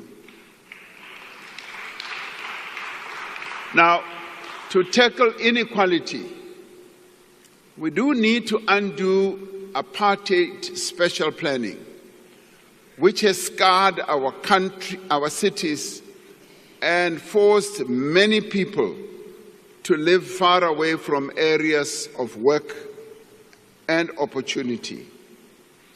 We have delivered millions of housing opportunities since 1994, providing safety as well as dignity to poor households. Yet the practice of building housing developments on the periphery of urban centers has in many ways perpetuated inequality and urban sprawl. Going forward, we are going to build more housing in our city centers and closer to places of work and business. Now, we are redesigning our housing subsidies and directing more funding towards programs that enable people to buy or rent a home in an area of their choice. We will release more underutilized state properties for affordable housing development. And we are working with our provinces and metros, and I'm glad that a number of our premiers are here as well. We're working with them to reclaim buildings that have been hijacked in the city centers and repurpose them for public use. Now, we will provide 300,000 service stands to qualifying beneficiaries to enable housing development in well-planned, connected communities along key development corridors. We will clear the backlog of title deeds for subsidized housing, turning homes into household assets. And we will review land use, building, and other regulations to enable low-cost property development, including backyard housing. This represents a fundamental rethink of how the state delivers housing at scale while turning our cities into engines of growth and opportunity. In making our cities work for their residents, we will restore the remaining passenger rail corridors and stations to full service. More than 80% of passenger rail corridors have been returned to service. Now, PRASA has introduced over 200 modern, locally produced trains on its network to provide a low-cost option for public transport. Over the next 5 years, we will restore PRASA's signaling system so that we can put all our new trains to work and commuters can be assured that they can reach work safely, affordably, and on time. Now, we also want a nation in which everyone is safe. The police continue to work with other law enforcement agencies to dismantle organized crime syndicates and combat financial and violent crimes. The South African police has partnered with the metropolitan municipalities and continues to work with communities to fight crime in the priority provinces where crime is particularly high. Now, we are intensifying Operation Shanela. Shanela has been successful in arresting suspects, recovering firearms, and seizing stolen vehicles. And we must continue to tackle the scourge of gun violence that has continued to plague our society for decades. I have asked the Minister and the National Commissioner of Police to prioritize reducing gun-related crime and violence. Now, this includes preventing the diversion of firearms into the illicit market and recovering illegal firearms in circulation. We know from international evidence and our own experience that this is the most effective way to reduce overall violence.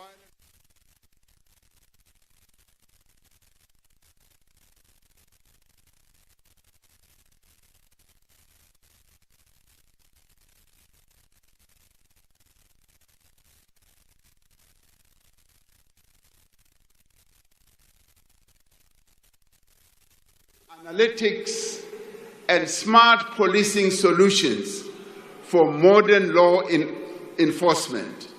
We have seen the value of technology in fighting crime, and a number of countries that have opted to utilizing technology have made great progress. And by utilizing artificial intelligence in its fraud risk detection and verification work, SARS has prevented the leakage of over 95 billion rand in impermissible refunds. It has recovered 20 billion in revenue and dismantled an illicit tobacco and gold scheme. We continue to work across society to end the violence that is perpetrated against women.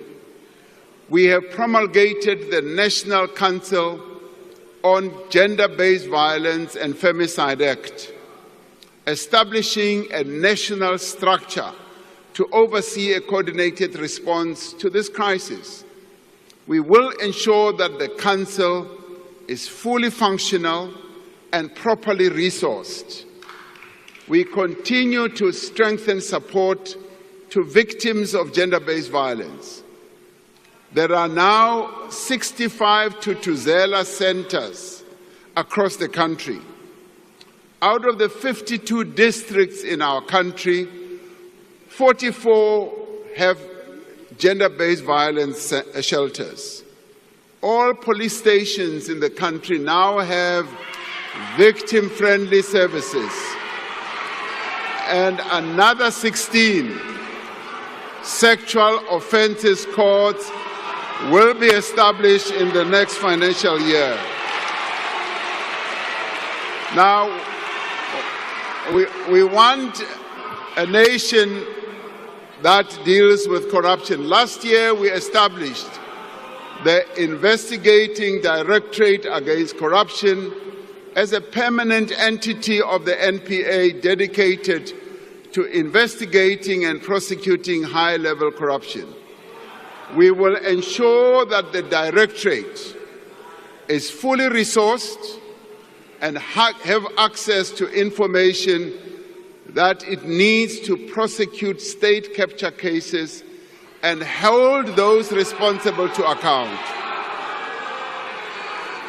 We are establishing a world-class digital forensic lab to support the investigation of complex corruption and financial crime. We are making steady progress in implementation of the recommendations of the State Capture Commission, including signing into law several legislative reforms. The Special Investigating Unit and Asset Forfeiture Unit report that over 10 billion rand has been recovered in state capture-related cases. Now, this year, the Department of Justice and Constitutional Department will report on the review of the Anti-Corruption Architecture National Anti-Corruption Advisory Council. This is expected to streamline legislation to eradicate duplication of mandates and foster greater cooperation between law enforcement agencies. And we will finalize the whistleblower protection framework and introduce the Whistleblower Protections Bill in Parliament during this financial year. And this year, we will strengthen South Africa's system of dealing with terror financing and further legislative systems improvements.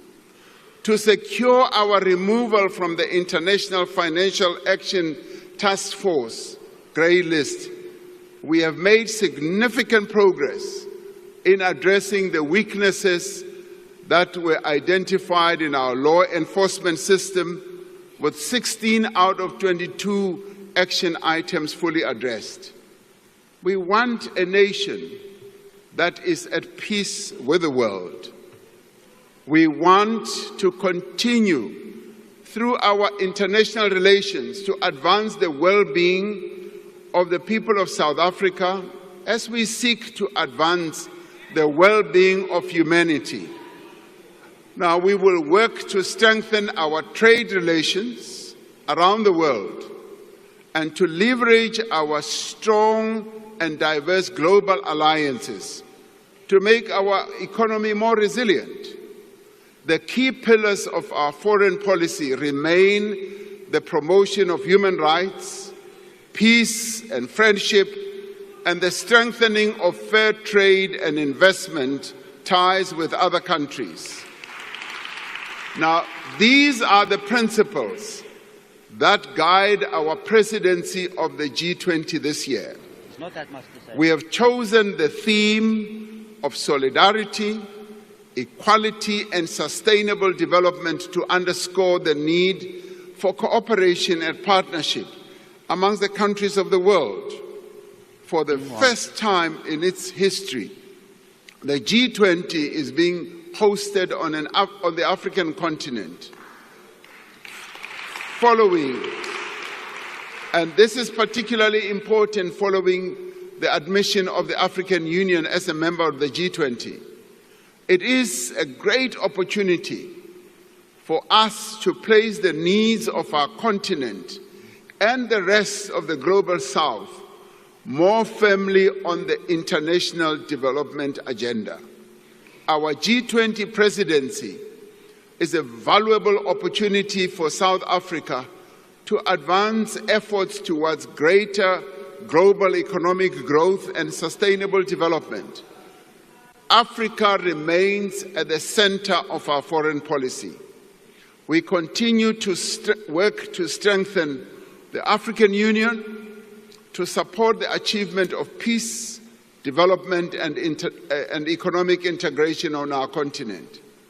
We know that our future prosperity is intricately linked and bound to the prosperity of the African continent.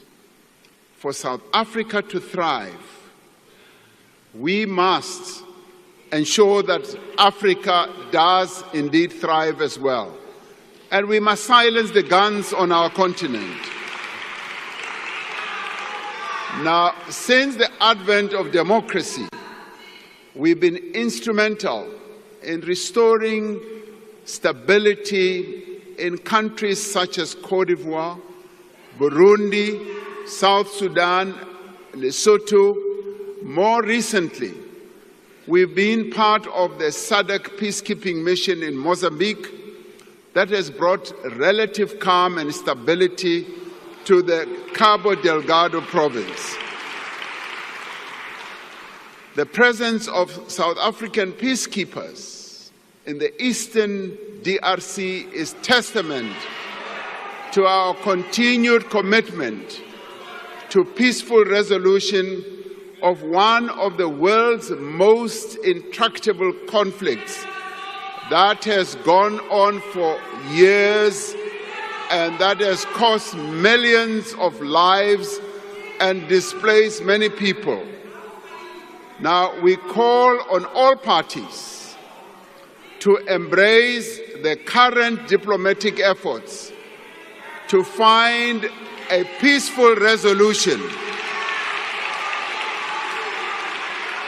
including honoring the Luanda process.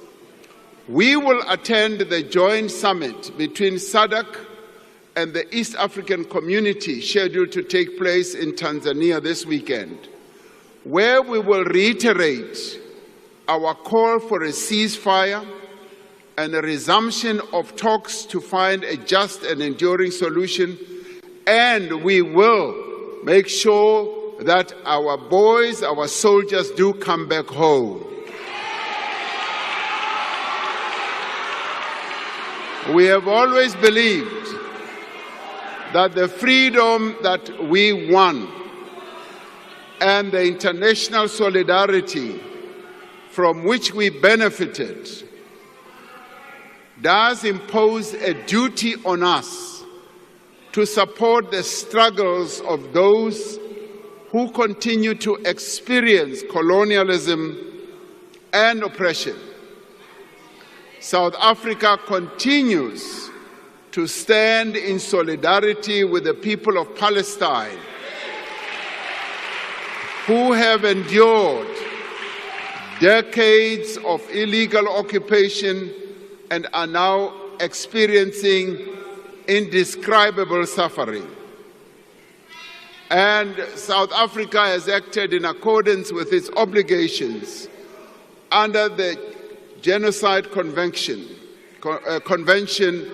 by instituting proceedings against Israel in the International Court of Justice. We are fully committed to the articles of the United Nations, including the principles that all members should settle their international disputes by peaceful means. We support the principle of respect of the territorial integrity and sovereignty of all states and peoples. We continue to participate in the different peace processes seeking to bring about a just and lasting peace in Ukraine. South African delegations have been instrumental in developing a framework for negotiations towards a just peace in Ukraine based on the UN Charter and international law. Our country continues to advance its agenda of cooperation and multilateralism through its membership of the United Nations, the African Union, the Non-Aligned Movement, BRICS, and a number of other international bodies. As humanity confronts unprecedented challenges, we are determined that a reformed and representative United Nations must be at the center of global affairs, and we will continue to push for progress on the reform of the UN Security Council to be a more inclusive, more effective body that is able to ensure peace and security. And we will work to ensure that the needs of the people of the world are advanced. And the work that we do and what we stand for does need to be explained to many key players, especially to our trading partners and the many countries and leaders that we interact with on the global stage. And with a view of explaining the positions that we have taken, and in particular, the objectives that we wish to achieve during our presidency of the G20, I have decided to send a delegation of government and other leaders to various capitals on our continent across the world. This delegation will interact with various key players on a variety of matters that affect South Africa's interests. I will direct that they leave as soon as possible to interact with various key players on our continent and in the world, so that our presidency of the G20 objectives can be well explained. All these things that we speak of are possible. As South Africans, we know the power of cooperation, of what is possible when people of different backgrounds, different races, cultures, languages, and ethnic groups and religions come together behind a shared objective. The formation of the Government of National Unity provides us with an opportunity to show once again that we can achieve what we can achieve by working together.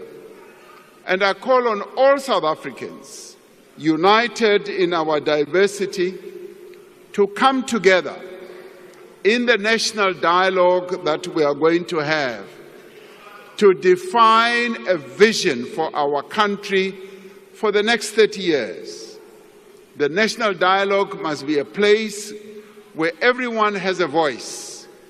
It must be a place to find solutions that make a real difference in people's lives. The dialogue must reaffirm that each and every one of us has a role to play in building the nation that we want. We must therefore be builders and not people who seek to destroy the future of South Africans. While we may differ on many issues, we agree on one thing, that we need to build a better South Africa and improve the well-being of our people, and that we should do so not by sitting on the sidelines and shouting. We should be in the scrum working to develop the lives of our people. And so, as we enter the new era in the world and in our own country, let us speak of empathy, of compassion that we have for one another. Let us speak of the pride that we have of our country and all that we have achieved. Let us speak of the determination that won us freedom and drives us forward now to a better future. With this determination, we will work together to make this an era of growth, of progress and transformation. We will work together to build the nation that we want. And we will only be able to do it by working together and not by shouting together. And we will only be able to do it by ensuring that we as the leaders ensure that those who will come after us, our children and our great children, inherit a country that we have helped to build, not to destroy. Thank you very much.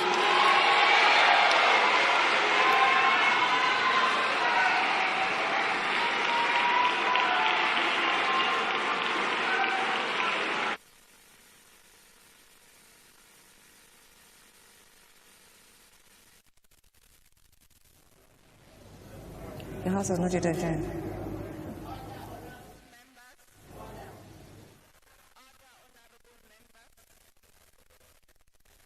I thank the Honorable, the President. Order, Honorable members.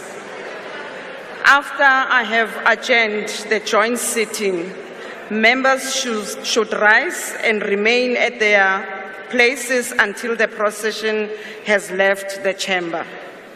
The guests in the gallery should remain seated until the judiciary has left, and the ushers will indicate when the doors are open. The procession, led by the usher of the Black Rod and the acting Sergeant-at-Arms, will leave the chamber in the following order: the Speaker of the National Assembly, the Chairperson of the National Council of Provinces, the President, the Deputy Speaker of the National Assembly, the Deputy Chairperson of the National Council of Provinces, the Deputy President, the Secretary to Parliament. That concludes the business for the day, and the joint sitting is adjourned. Okay. Honorable members, just one announcement. As you would recall that earlier on the changes were made with regards to the venue. Members are requested to join their spouse at the ICC. Dinner will be served and the beverages. Thank you very much.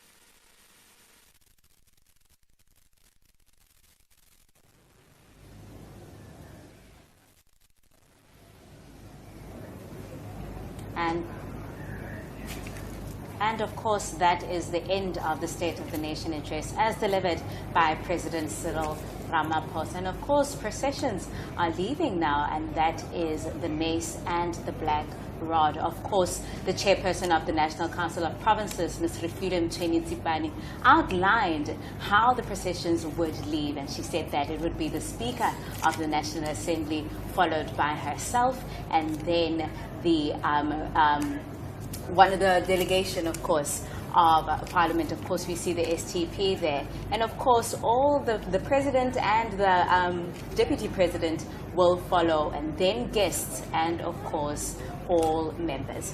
As we had said earlier on as well, that the State of the Nation address is an opportunity for the President to set priorities for that year that he's delivering the State of the Nation address. And this year, what came out for me is also his commitment to economic growth, where he committed that there will be 100 billion that will be set aside for black-owned business and businesses owned by women as part of the transformation fund that is going to be established to fund these small businesses. And also, he also made a commitment that they will women entrepreneurs will be trained so that they can also compete for tenders, so that they also get to participate in the economy, and we create an economy that is inclusive to vulnerable members also for our society, meaning the disabled people.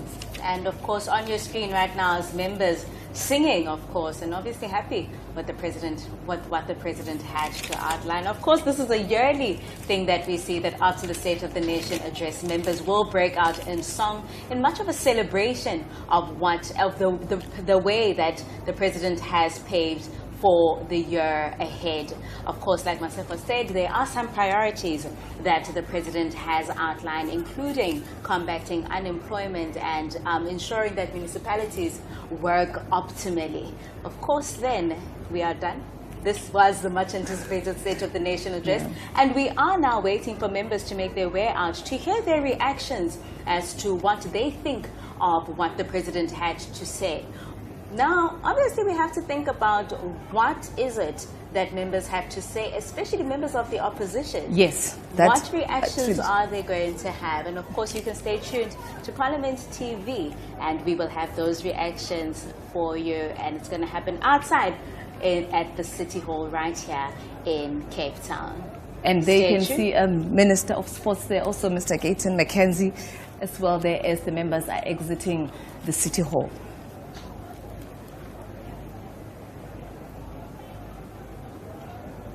That is outside the Cape Town City Hall. Beautiful. And obviously that is the motorcade for the president and all the VVIPs. Of course, reactions, we're waiting for them, and members are there. And of course, let's hear what they have to say. And we'll be crossing over to Thembi Nkosi, who's right outside with the members. Let's hear some reactions. Thank you, Tshepo and Masego. I'm standing outside the Cape Town City Hall. The President has just concluded his State of the Nation address. We're now going to be getting reactions from the members of Parliament. And standing with me is the Minister of Cooperative Governance and Traditional Affairs, Mr. Velenkosi Hlabisa. Mhlekazi, siyabulela kakhulu for uthetha no Parliament TV. Can we get your reflection on the President's address, please? Yeah, what emerged is that South Africa must be a construction site.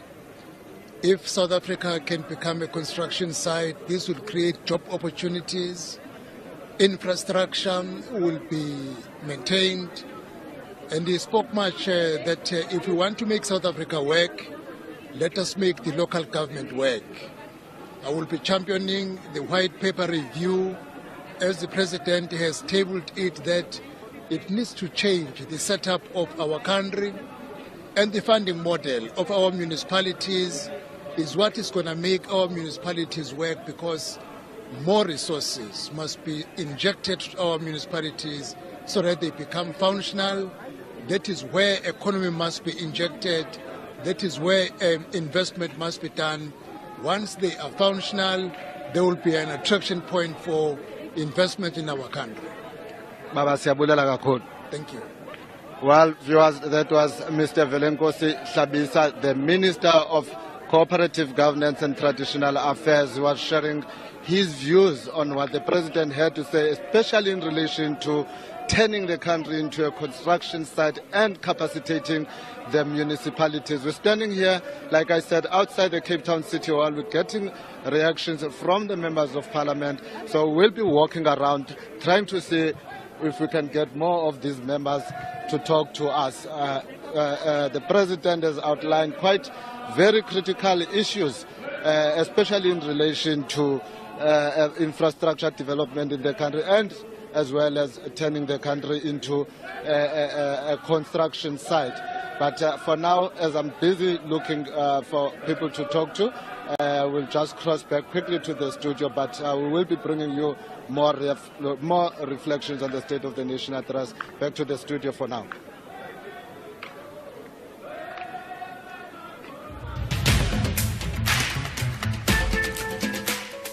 The first State of the Nation address of the 7th term of Parliament will be held on Thursday, 6 February, followed by 2 days of debate on 11 and 12 February, concluding with the reply by the President on 13 February. The State of the Nation address, commonly referred to as SONA, is one of the most important annual events in the parliamentary calendar. It is an integral part of Parliament's oversight function over the executive. Watch the address live across Parliament's platforms at 7 p.m. Follow Parliament on social media and join the conversation using hashtag SONA2025. Your Parliament, your voice, your future.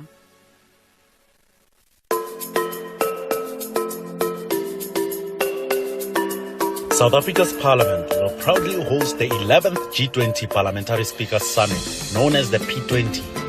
Bringing together leaders from G20 national parliaments to shape global policies and reinforce parliamentary oversight in international decision-making.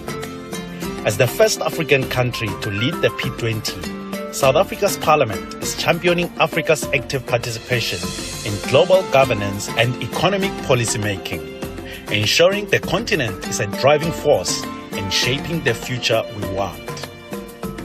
Parliament will play a critical oversight role, ensuring that South Africa's commitments as G20 president translate into real economic growth, job creation, and social development. The P20 summit will embed African perspectives in global decision-making, ensuring that policies on trade, technology, and governance reflect the continent's needs and aspirations. In alignment with SONA 2025's theme, Harnessing Parliamentary Diplomacy for the Realization of Global Solidarity, Equality and Sustainability, Parliament is committed to fostering international collaboration for a better, more just world. Your Parliament, your voice, your future.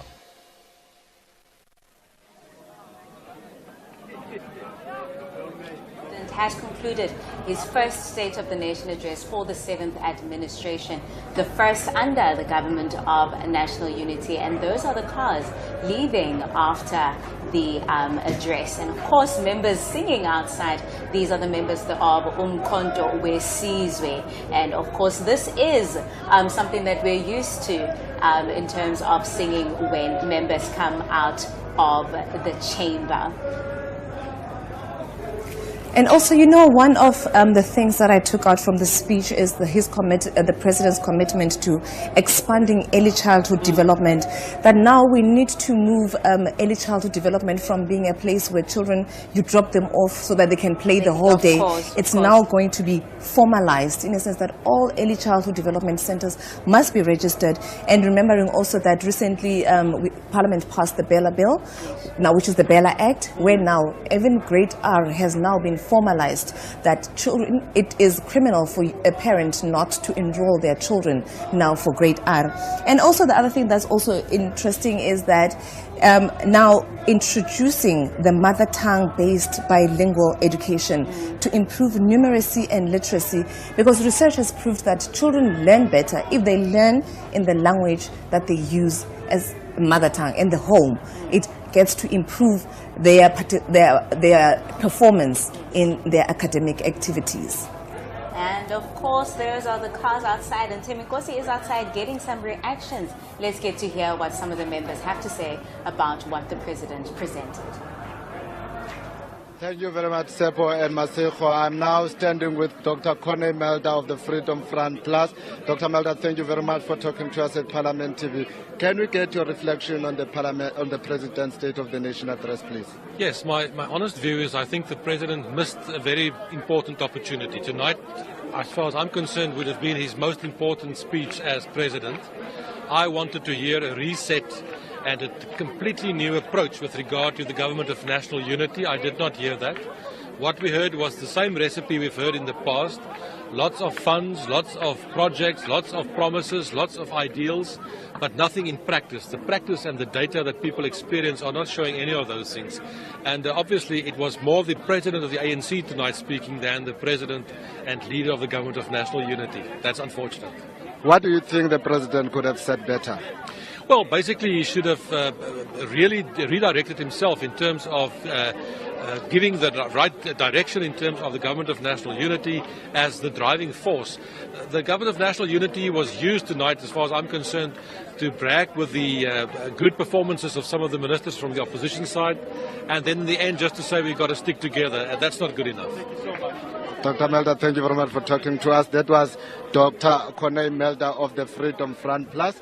I want to see if we can speak to next. There's quite a lot of activity, a lot of media houses here, so we are fighting over the interviews of these members of parliament. So we're walking around trying to see who we can talk to as Parliament TV. We're moving now slowly towards Dr. Tron Hlope, but we're going to have to wait a little bit for him to speak to other media houses, but we will be bringing you, like I said, all the reflections from the members who've been sitting in the House and waiting for the President to deliver the State of the Nation address. Now that the President is done, let's see if we cannot speak to Mr. Anthol Trollip, maybe just to get a bite. Let's see if we can't get a bite from Mr. Trollip. Mr. Trollip, thank you very much. This is Parliament TV. Where are you from? I'm from Parliament TV. Can we get your reflections? Yabona ke umongameli uphinde wasibalisela insomi. You know, it's almost as if Cyril Ramaphosa is an observer or an invigilator about this government. He doesn't really understand that he's the president of this government. Keeps telling us about things he's going to do, about funds that they're going to develop, about graduates that they're going to employ. He tells us that we're going to invest a lot of money in infrastructure. Now, there were some good numbers around infrastructure investment. I like that, and maintenance of infrastructure. But then if you think about it, if you think about Sunrail, if you think about PRASA, if you think about the fact that our rail infrastructure doesn't work, even in the city of Cape Town, staff that work in my office cannot catch the trains because they're unreliable. And he said, we will get you to work on time, safely. Doesn't work, doesn't happen. So he can talk about what is going to happen in the future. The problem is that we live today. South Africans live today. They want to see an improvement. He spoke about local government, about getting competent, capable people in local government. That's exactly where the problem is. Why? Because the ANC have appointed incompetent, incapable, corrupt cadres at local government level. And that's why our municipalities are bankrupt. People don't pay service delivery, like Eskom and water boards, and they are crippling them. And that's why we're running out of water and did run out of electricity. Eskom, the Auditor General today said that Eskom is crippled financially. So these are the travails that face South Africans every day, and I would have liked to have seen the President say, we have a plan that we can refer to that it's going to be like that, but they don't have one. We have one, Action SA, in Tshwane. We're turning Tshwane around, and we will be able to point to Tshwane in 2026. Action SA.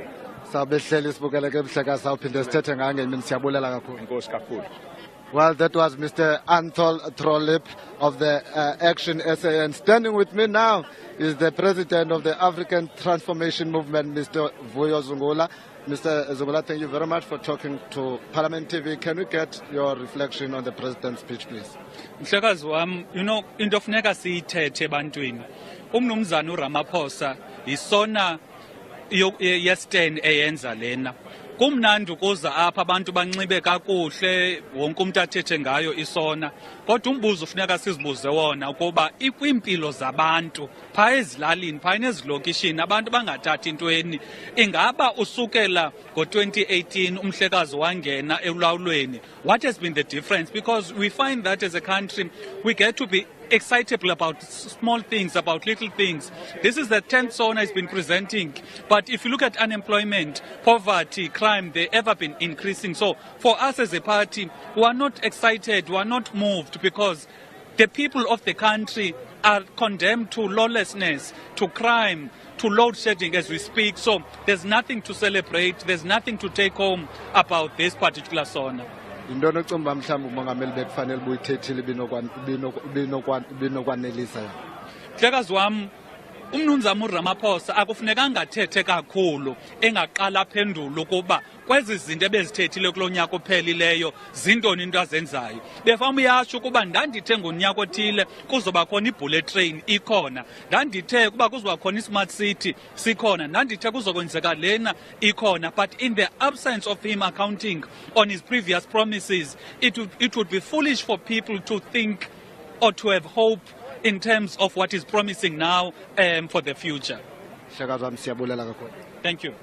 That was Mr. Vuyo Zungula, the president of the African Transformation Movement, ATM, expressing his views on the president's speech. As I had said, we will be walking around throughout the evening trying to get reflection from members. There's a lot of media houses here, but let us walk that side to see if maybe we cannot grab one member.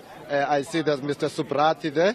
Maybe we can see if we can talk to Mr. Subrati. Would you mind to talking to Parliament TV, sir? All right, thank you very much. I'm standing with Mr. Imran Subrati, an ANC MP. Mr. Subrati, thank you very much for talking to us at Parliament TV. Can we get your reflections on the President's address, please? I think the President's speech was a real masterpiece. It was a speech of unity. It was a speech of looking beyond those things that divide us and focusing on those things that unite us. The President certainly was no pushover. He demonstrated firmness against the responses of what we're getting from internationally vis-a-vis Trump, etc. The President was resolute that we will work through this. He provided significant progressive changes. He advanced, he continued to advance the aspect of billable, of the NHI. So it was certainly a well-polished, lots of economic boost, job creation, housing creation. I think exactly what we wanted.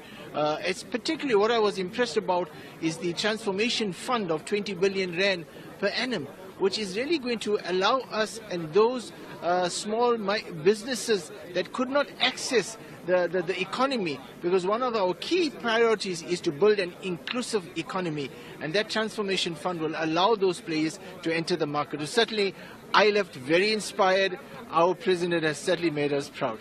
Now that the president has outlined government's plan for the year, what are you planning to do in order to hold then the executive to account? Well, you know, as an ANC, we go into a Lechotla from the 14th to the 16th. And we've been waiting for the president's plan of action as he's outlined today.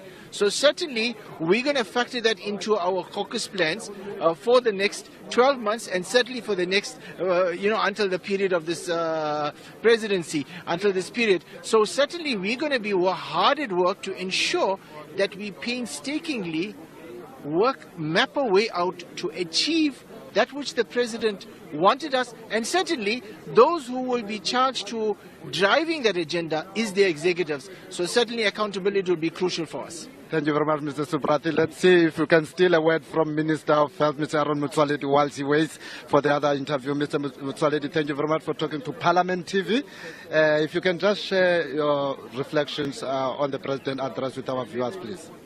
Well, for my side in health, I'm very happy, very, very happy, I must say, because he has mentioned all the important things. Number one, that we are forging ahead with the implementation of NHI, and that we are going to have massive infrastructure to improve the public healthcare system. This is what has been lacking over many years, but also to tackle the biggest disease that the country is troubled by. The biggest contagious disease, that's HIV and AIDS, that we are going to start to launch a program that we are launching on the 25th of February to look for 1.1 million additional people who must be put on ARVs. Those are the things he has announced, and we are very happy with that. Thank you very much, Minister, for that reflection. That was the Minister of Health, Minister Aaron Motsoaledi. We are still here outside the City Hall, and we're trying to get as much reflections as we can from the members of Parliament. But like I say, yeah, it's a grab because there are a lot of media houses that are here. So now and again, I will be stepping some of the members, and I'm standing with the leader of the United Transformation Movement. Yes. Africa, thank you very much for talking to Parliament TV. Can we get your reflection on the President's address, please? No, thank you so much. I think the President wanted to balance.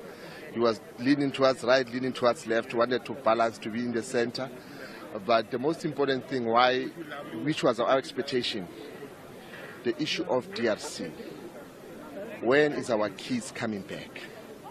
Don't say they are coming back. When? Put the families and the nation into confidence, because they still have questions in terms of this mission. How does South Africa benefit from them? At least all you can do is to tell us, when is our kids coming back? Our soldiers must come back to the families. I'm talking about the fallen soldiers, even the ones who are still alive, even the injured ones. And then the second point was the issue of Expropriation Act, which UAT, we don't support the act. But now, because it's into law, I was expecting him to talk into a program of action and give us timelines in terms of how they want to implement it.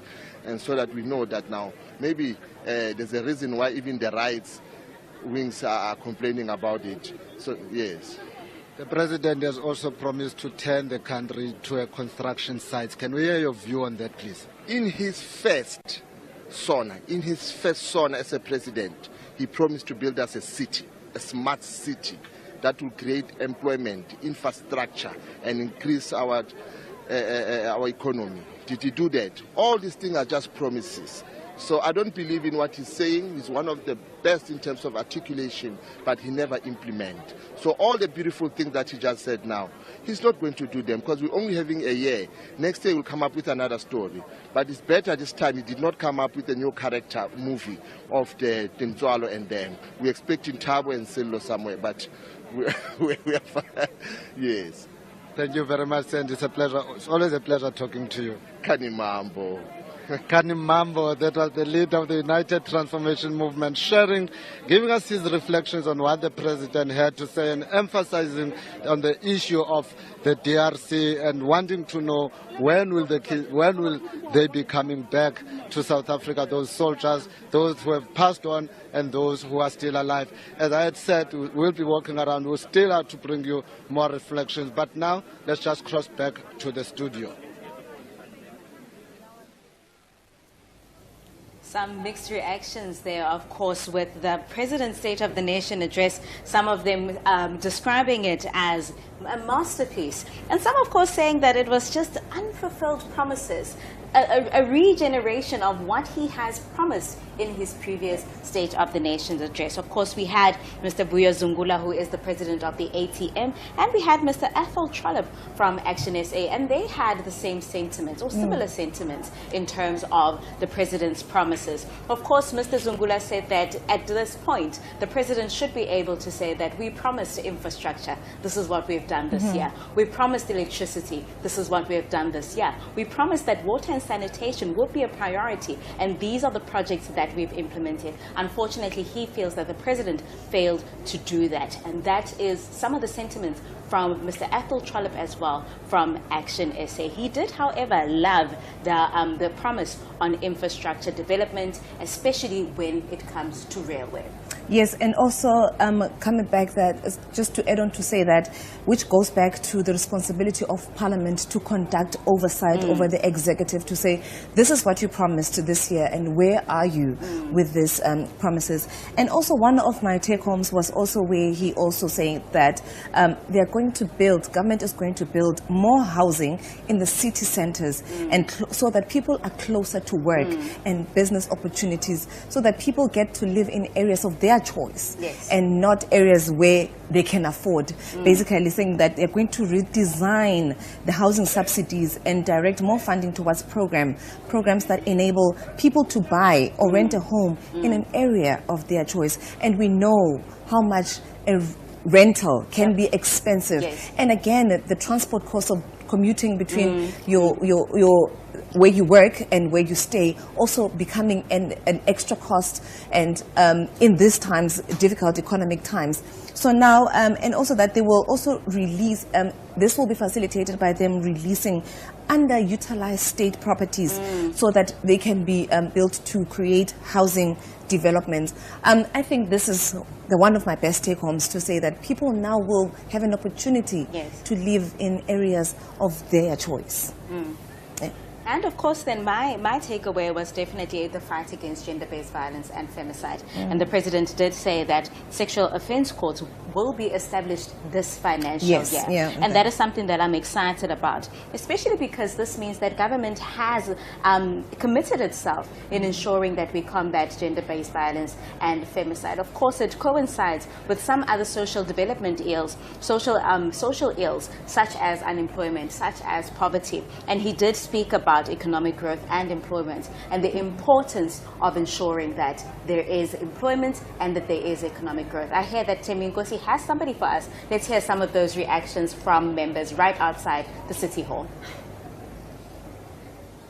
Welcome back. I am now standing with the leader of Action SA, Mr. Herman Mashaba. Mr. Mashaba, good evening and thank you for talking to Parliament TV. Can you give us your reflection on the President's address, please? My personal reflection was listened for almost 1.5 hours with the President that actually failed to really inspire me. And firstly, as a privileged South African, because I take myself privileged because I'm able to really feed myself and my family. In the meantime, the President is talking about 28 million South Africans being recipients of grants for them to put bread on the table. He wants us to celebrate this. In a country of just over 60 million people, almost half of South Africans, for them to be able to put bread on their table, they have to rely on grants. And that's what our President expects us to celebrate. We sit in a country with complete non-existent of our borders. I don't know how many millions of undocumented South Africans who are going into communities, the poor communities, with people who live in deplorable conditions, taking their businesses, giving them rotten, expired goods, never address those matters. Those matters that are affecting our people in Amanskral, here in Gugulethu, because it looks like the black communities in this country are not actually the beneficiaries of this new the government of national unity. We thought with the government having almost 70% support, they will start coming out with programs that can actually benefit the poorest of the poor. It looks like that was not really in the agenda of the President, because he's expecting us to celebrate failures. Because, I mean, if you can imagine, you live in a country where half of your people actually live with social grants, and it's something that you celebrate. Our President celebrates a failure instead of actually saying to South Africans, we know you, we hear you, we see you. We will come out with programs to address poverty in your country. You know how we easily do it in this country?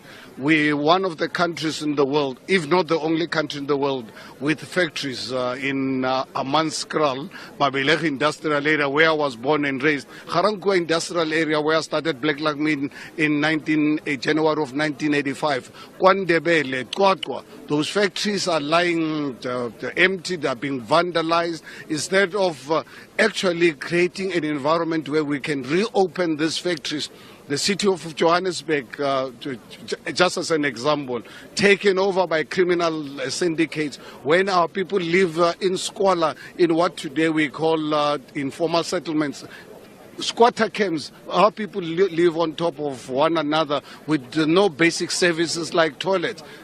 We're not addressing those issues. We are allowing international drug syndicates and cartels coming into our country, destroy the lives of our youth.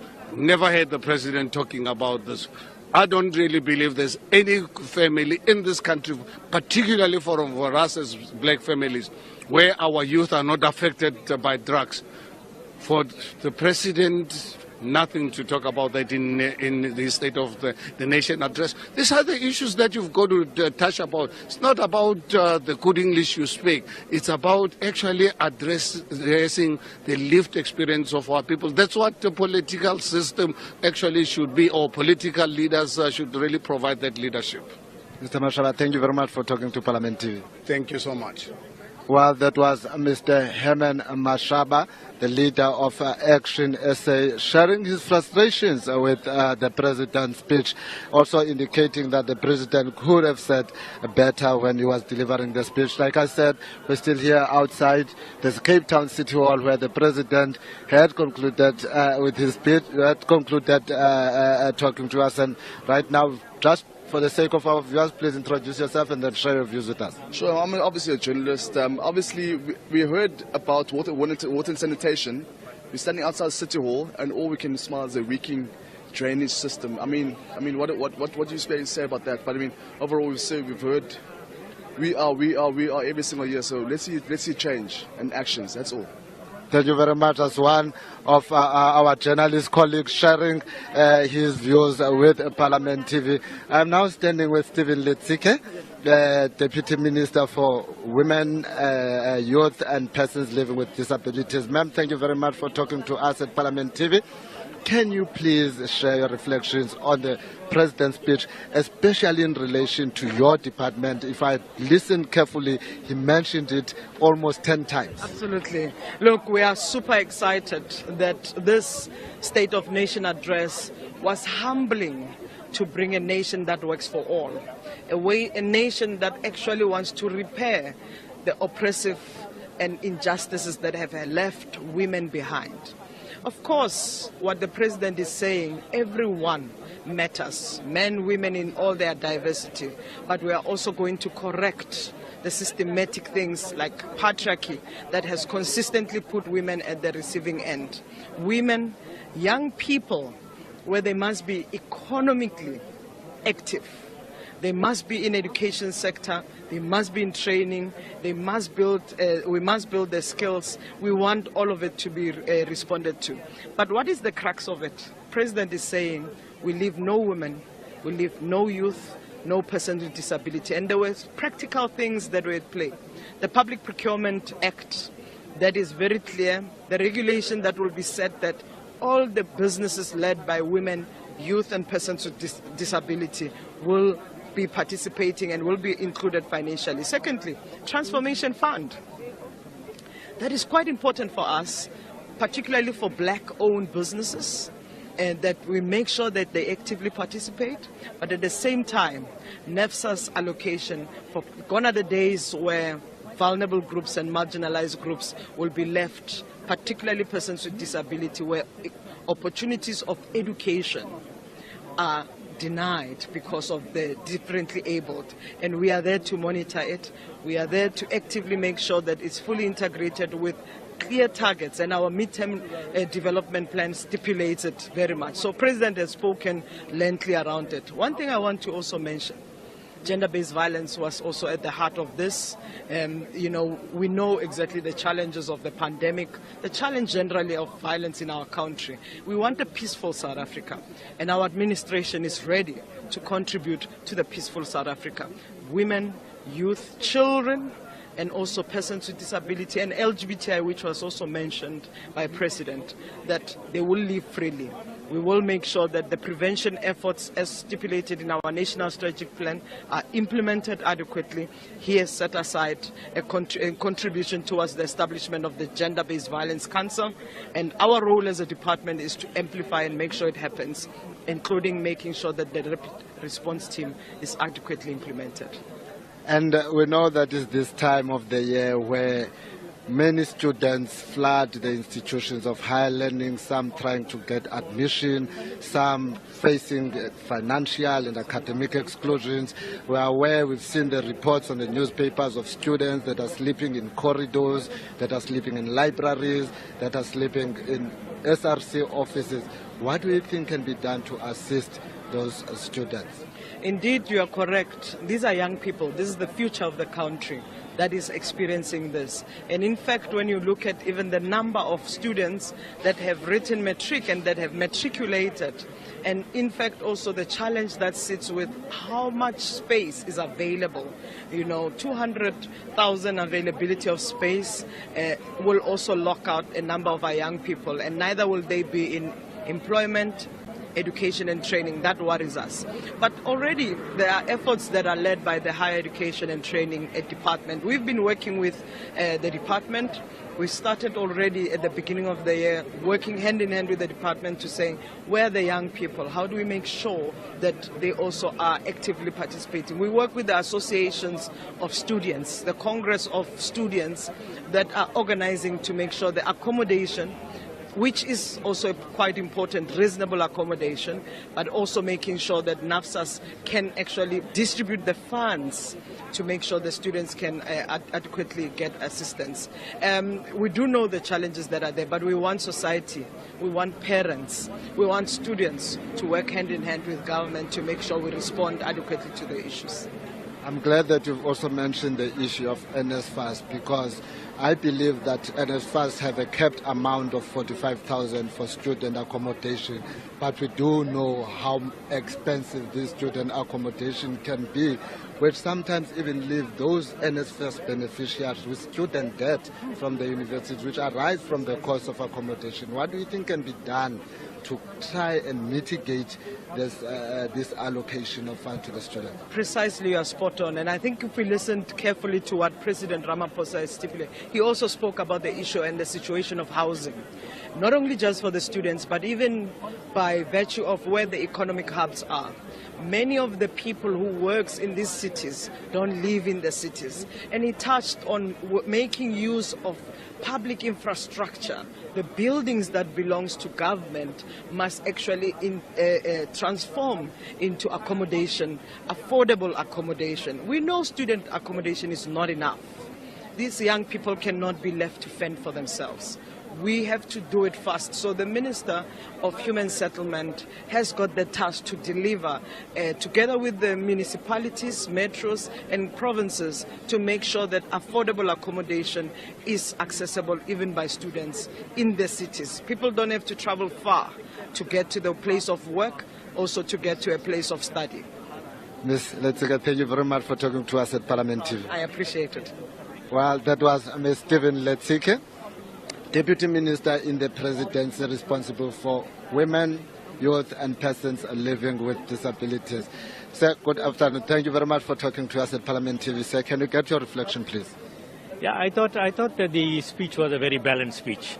The President really came across very strongly in terms of of certain issues that he feels very strongly about, especially if you look at the issue of crime in our country, the issue of the infrastructure, where he spoke about a large sum of money that's going to go into the infrastructure development.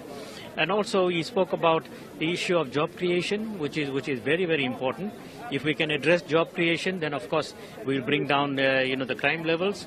We'll address the social ills in our country. But I think what is very crucial is now, after he has made all of these promises, we need to now have oversight, and that is where the National Council of Provinces come in, where we'll actually have a look at how he rolls them out.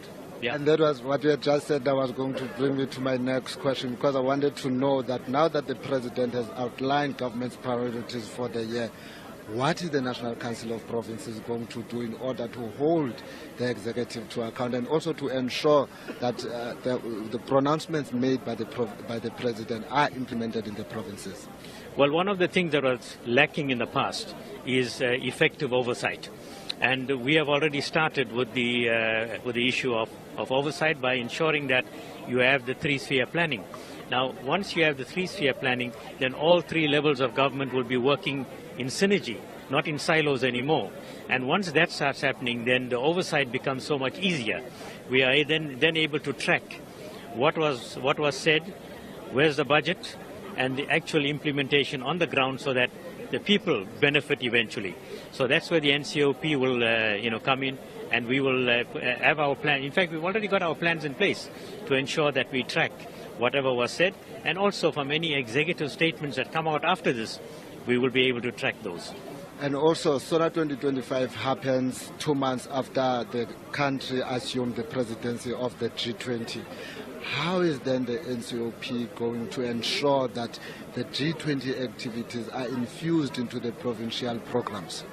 Well, the G20 is actually going to give us a huge boost in terms of the economy of our country and all the opportunities that are there.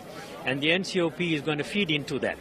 Not only the G20, but also the P20, where the speakers come together.